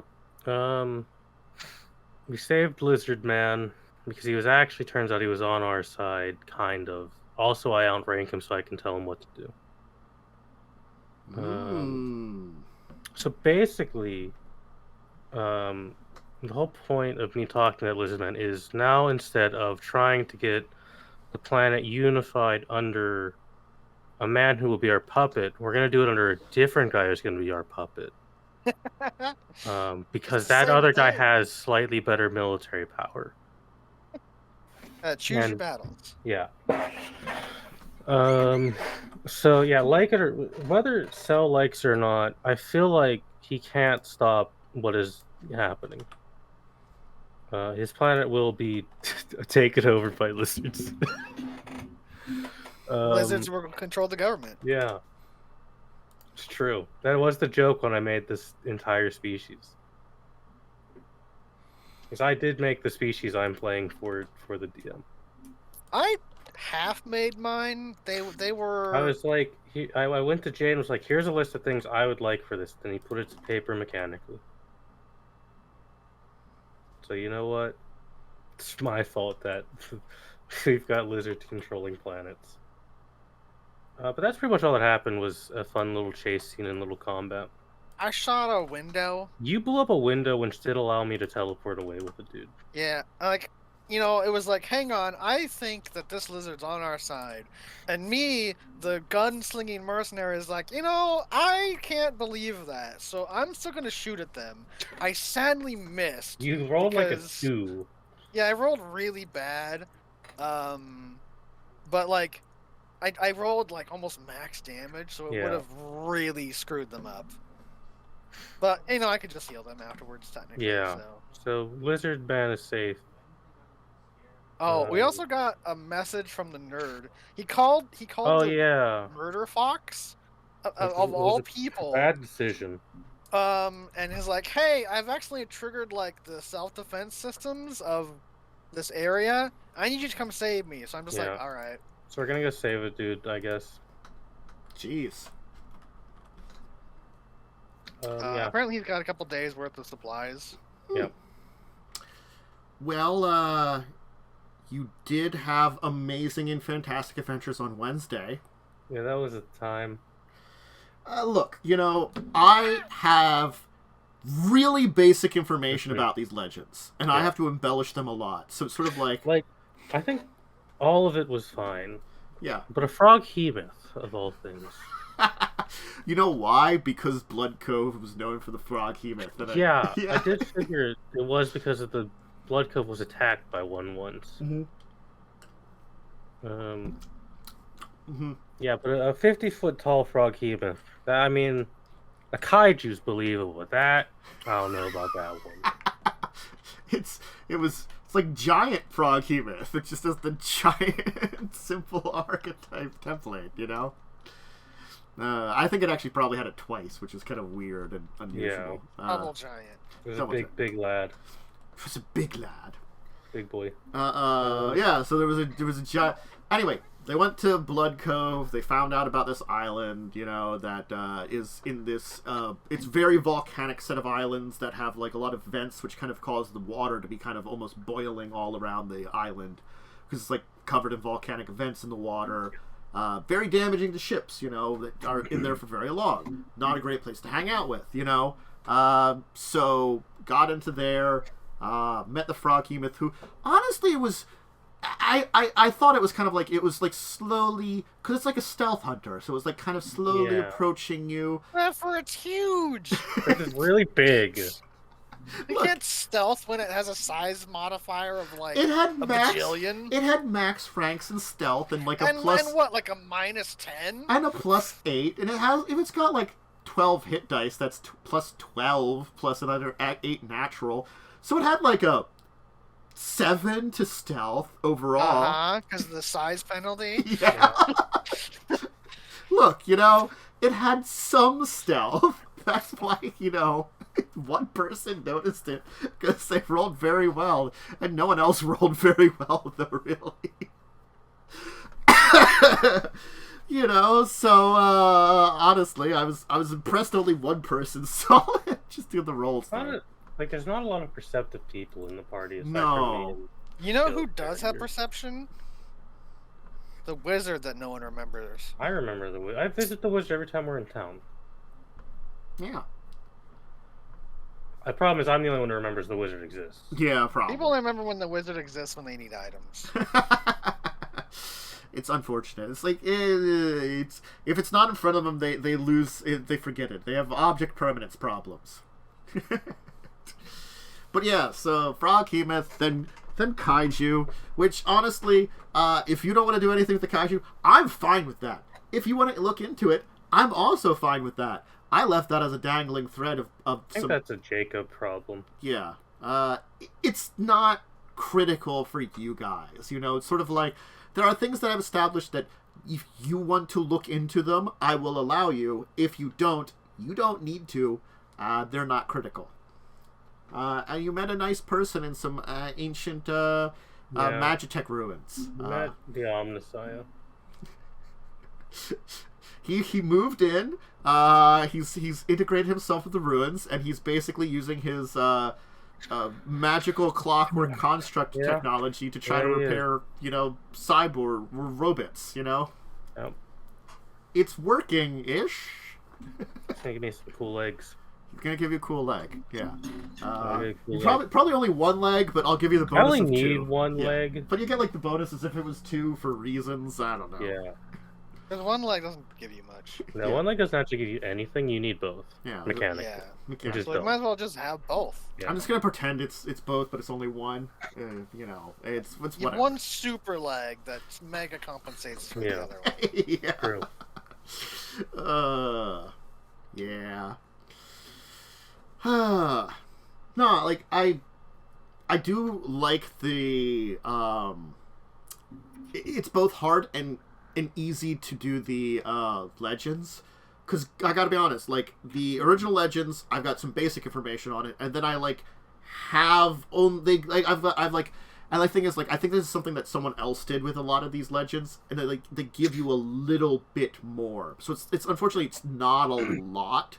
So I just have to kind of like build on it. Like originally, I was just gonna have the guy have some like a workshop when originally I gave it to you, but like when we decided to do this, that's when I decided I'm like, well, we've been doing some stuff with Cyclops, and when I was reading up on them, they were at odds with the Aslan. Yeah.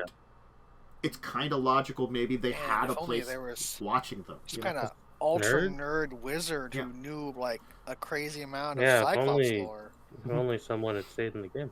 Mm-hmm. Rip Wizard, man. Wizard was cool. And we got Jacob now. Yeah. Jacob's not as cool, but he's alright. He's your plucky comic relief. He's... Man's gonna get stabbed by his ex-girlfriends. Look, I'm fairly certain his girlfriends aren't gonna really care. They're just gonna end up with each other. Yeah. We'll leave him for each other. Like he keeps ending up with People that don't understand the concept of set relationships. Yeah. That's his problem, though. That's his problem. Yeah. So that was the thing. How'd Thursday go? Thursday went alright, I think. I think it went pretty good. You did some investigating, right? We also chased down a person and did some investigating. You did a combat. You killed a fake lady who wasn't actually the lady you were looking for. Yeah, well, she deserved it. She was a hag, potentially. She had hag-like features. Which broke Cell, apparently. The concept that hags exist. Yep. Broke Cell. Specifically, she is a red hag, which is a unique monster. Mm-hmm. From I think Colo Press made it. Okay. I think it's a Colo Press monster. And you went did some more investigating. You mercy killed a dying man. Honestly, probably for the best. Yeah, that dude was like... He was suffering. And he was also dumb. he had a dumb stat of intelligence and or wisdom. It was mercy, but also he was dumb. But also he was a dumbass. Yeah. It's really his own fault, honestly. He was cut in half by a dog woman. Big dog lady. Big dog lady. Just cleaved him right in half. Yeah. And then you chased your target through the sewers, through a wild, fun adventures of some good rolls and someone eating shit by rolling a 1 on their acrobatics check and landing in sewer water after being thrown. You killed her, maybe. I don't know. See what happens next session. She's probably dead, but she's also probably like bound to some demon that's gonna like rise up as her corpse and be I have to make the stat block. You freed me. Now you fight again. I have to make the stat block still. And then we'll kill it, and they'll be like, "Good riddance." And then we have to look for a book or whatever. Does it say something about after 10,000 years it's free and it's time to conquer Earth? You know, it's not Power Rangers. Also, isn't Earth. Oh, that's the key important thing. That's Sunday is Earth game. Yeah. I may have Power Ranger references in the Sunday game. We'll see. Thursday's been going all right, mostly. Mm-hmm. I think it's been a decent time. Nice. I think I've lost a player, but I haven't heard from them in like a week, so I don't know. Yeah. That's usually... I was going to mention this, but we can talk about it on the show because, why not? If you, as a player, for real life or other reasons, miss a lot of games... She's missed like 5 games, and that's a lot of information missed. Yeah, it's to the point where you might not want to just come back to the game, even if you're welcome. I sent a message this morning, and I haven't received a reply. Maybe I'll receive one tomorrow. Because we'll probably push the game back slightly, and then grab someone I know can show up to them. Yeah,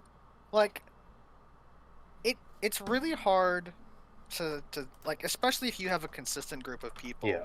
To be like, hey, is it really so hard to just be consistent? And sometimes, yes. It is, but other times, no. I know this person does have a lot going on in their life.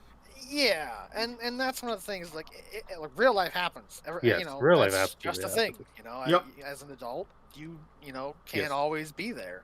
But usually, because everyone is an adult in these kind of games, you know that, okay, I'm going to schedule this time, and...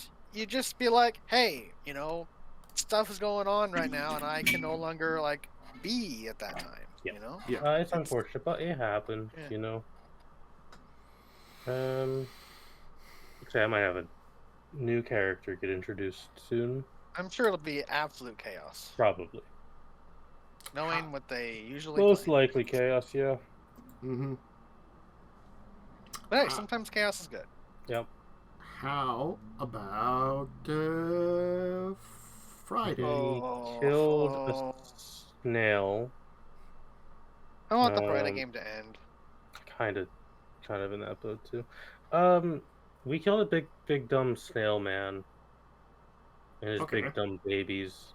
And that was basically the whole session. That was the session. We mostly just fought a giant snail. Thought of giant flail snail, which Yep. is a monster no one ever uses.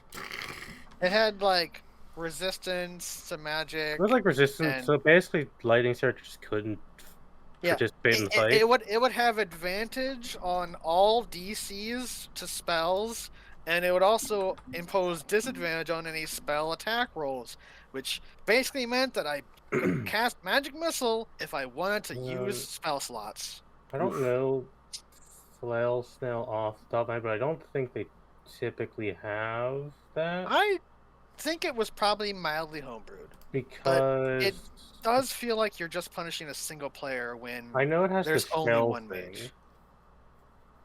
And it does get the bonus AC, but I don't know if it has the anti-magic stuff or not. It might. It might genuinely just have that. I have no idea because I've never used it.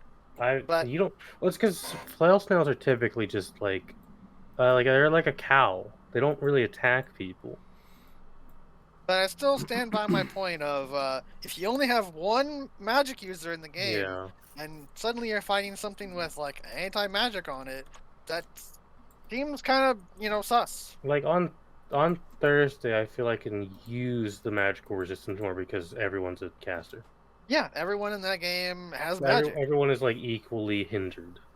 Yeah, except for one person. Except for the monk, but the monk is hindered by being a monk. Yeah, but they also might not be playing anymore. Who knows? Yeah, I don't know. We'll see. I feel the Friday game. There's been too many breaks in between sessions, so that's kind of killed a lot of my desire personally. Because when you go like 3 weeks, 3 to 4 weeks without playing, and then you go like another 3, you have one session, and you go another like 2 weeks without playing.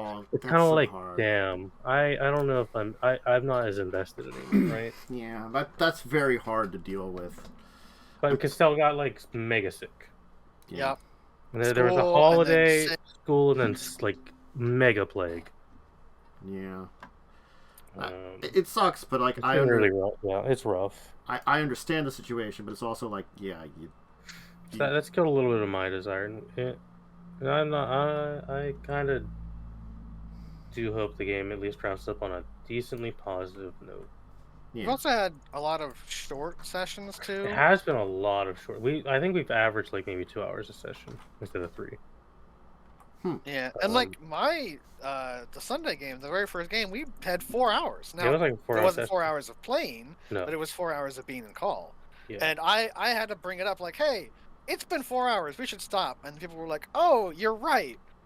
Because my Thursday game usually runs for 3 to 4. Yeah. Somewhere between that. Depending on what you're doing. But yeah, I feel like 2 hours isn't a lot of D&D time. It's like, if you're about to hit a major plot point, like, it's probably okay to cut a session short, but if you're missing like one player out of 4 and you're just like, I'm going to cancel the session, that's probably not a good idea. One of the problems with Friday is Cell has set up a game where he doesn't know what he has to prep. Oh, that's because it's a very open world game. So Cell really doesn't know what we're gonna do.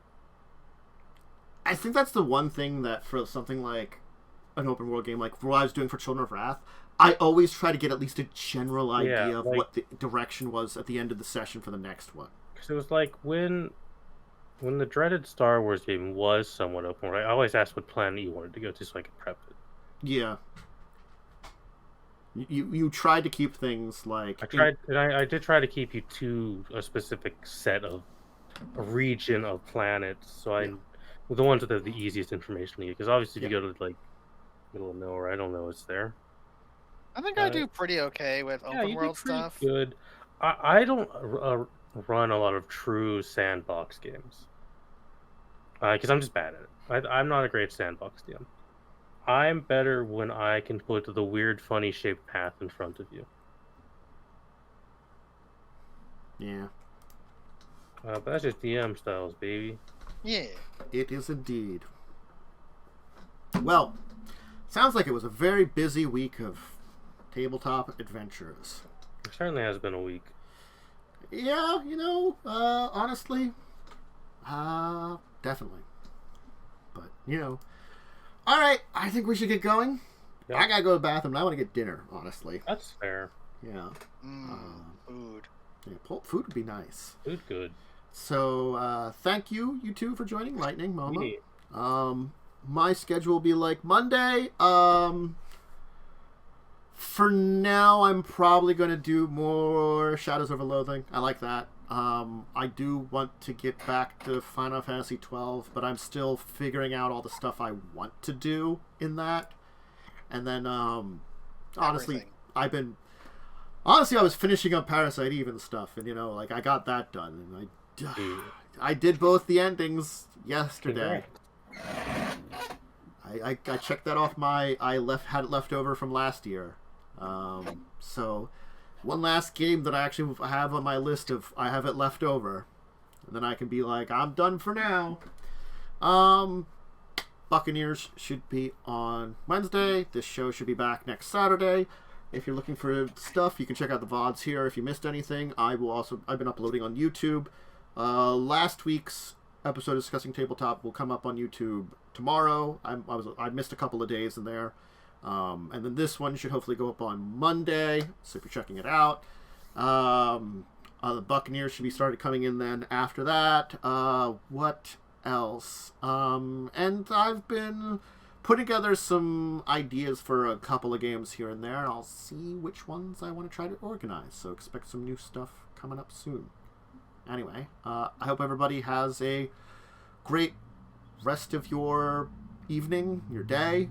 Enjoy the rest of your Saturday, rest of your weekend too, or whatever day you're watching this video on. That's true. And see people later, and hopefully check me out Monday, and see some of these people and some stuff in the future for us. Anyway, have a good rest of one, and farewell, everybody. Goodbye. Bye-bye. Bye.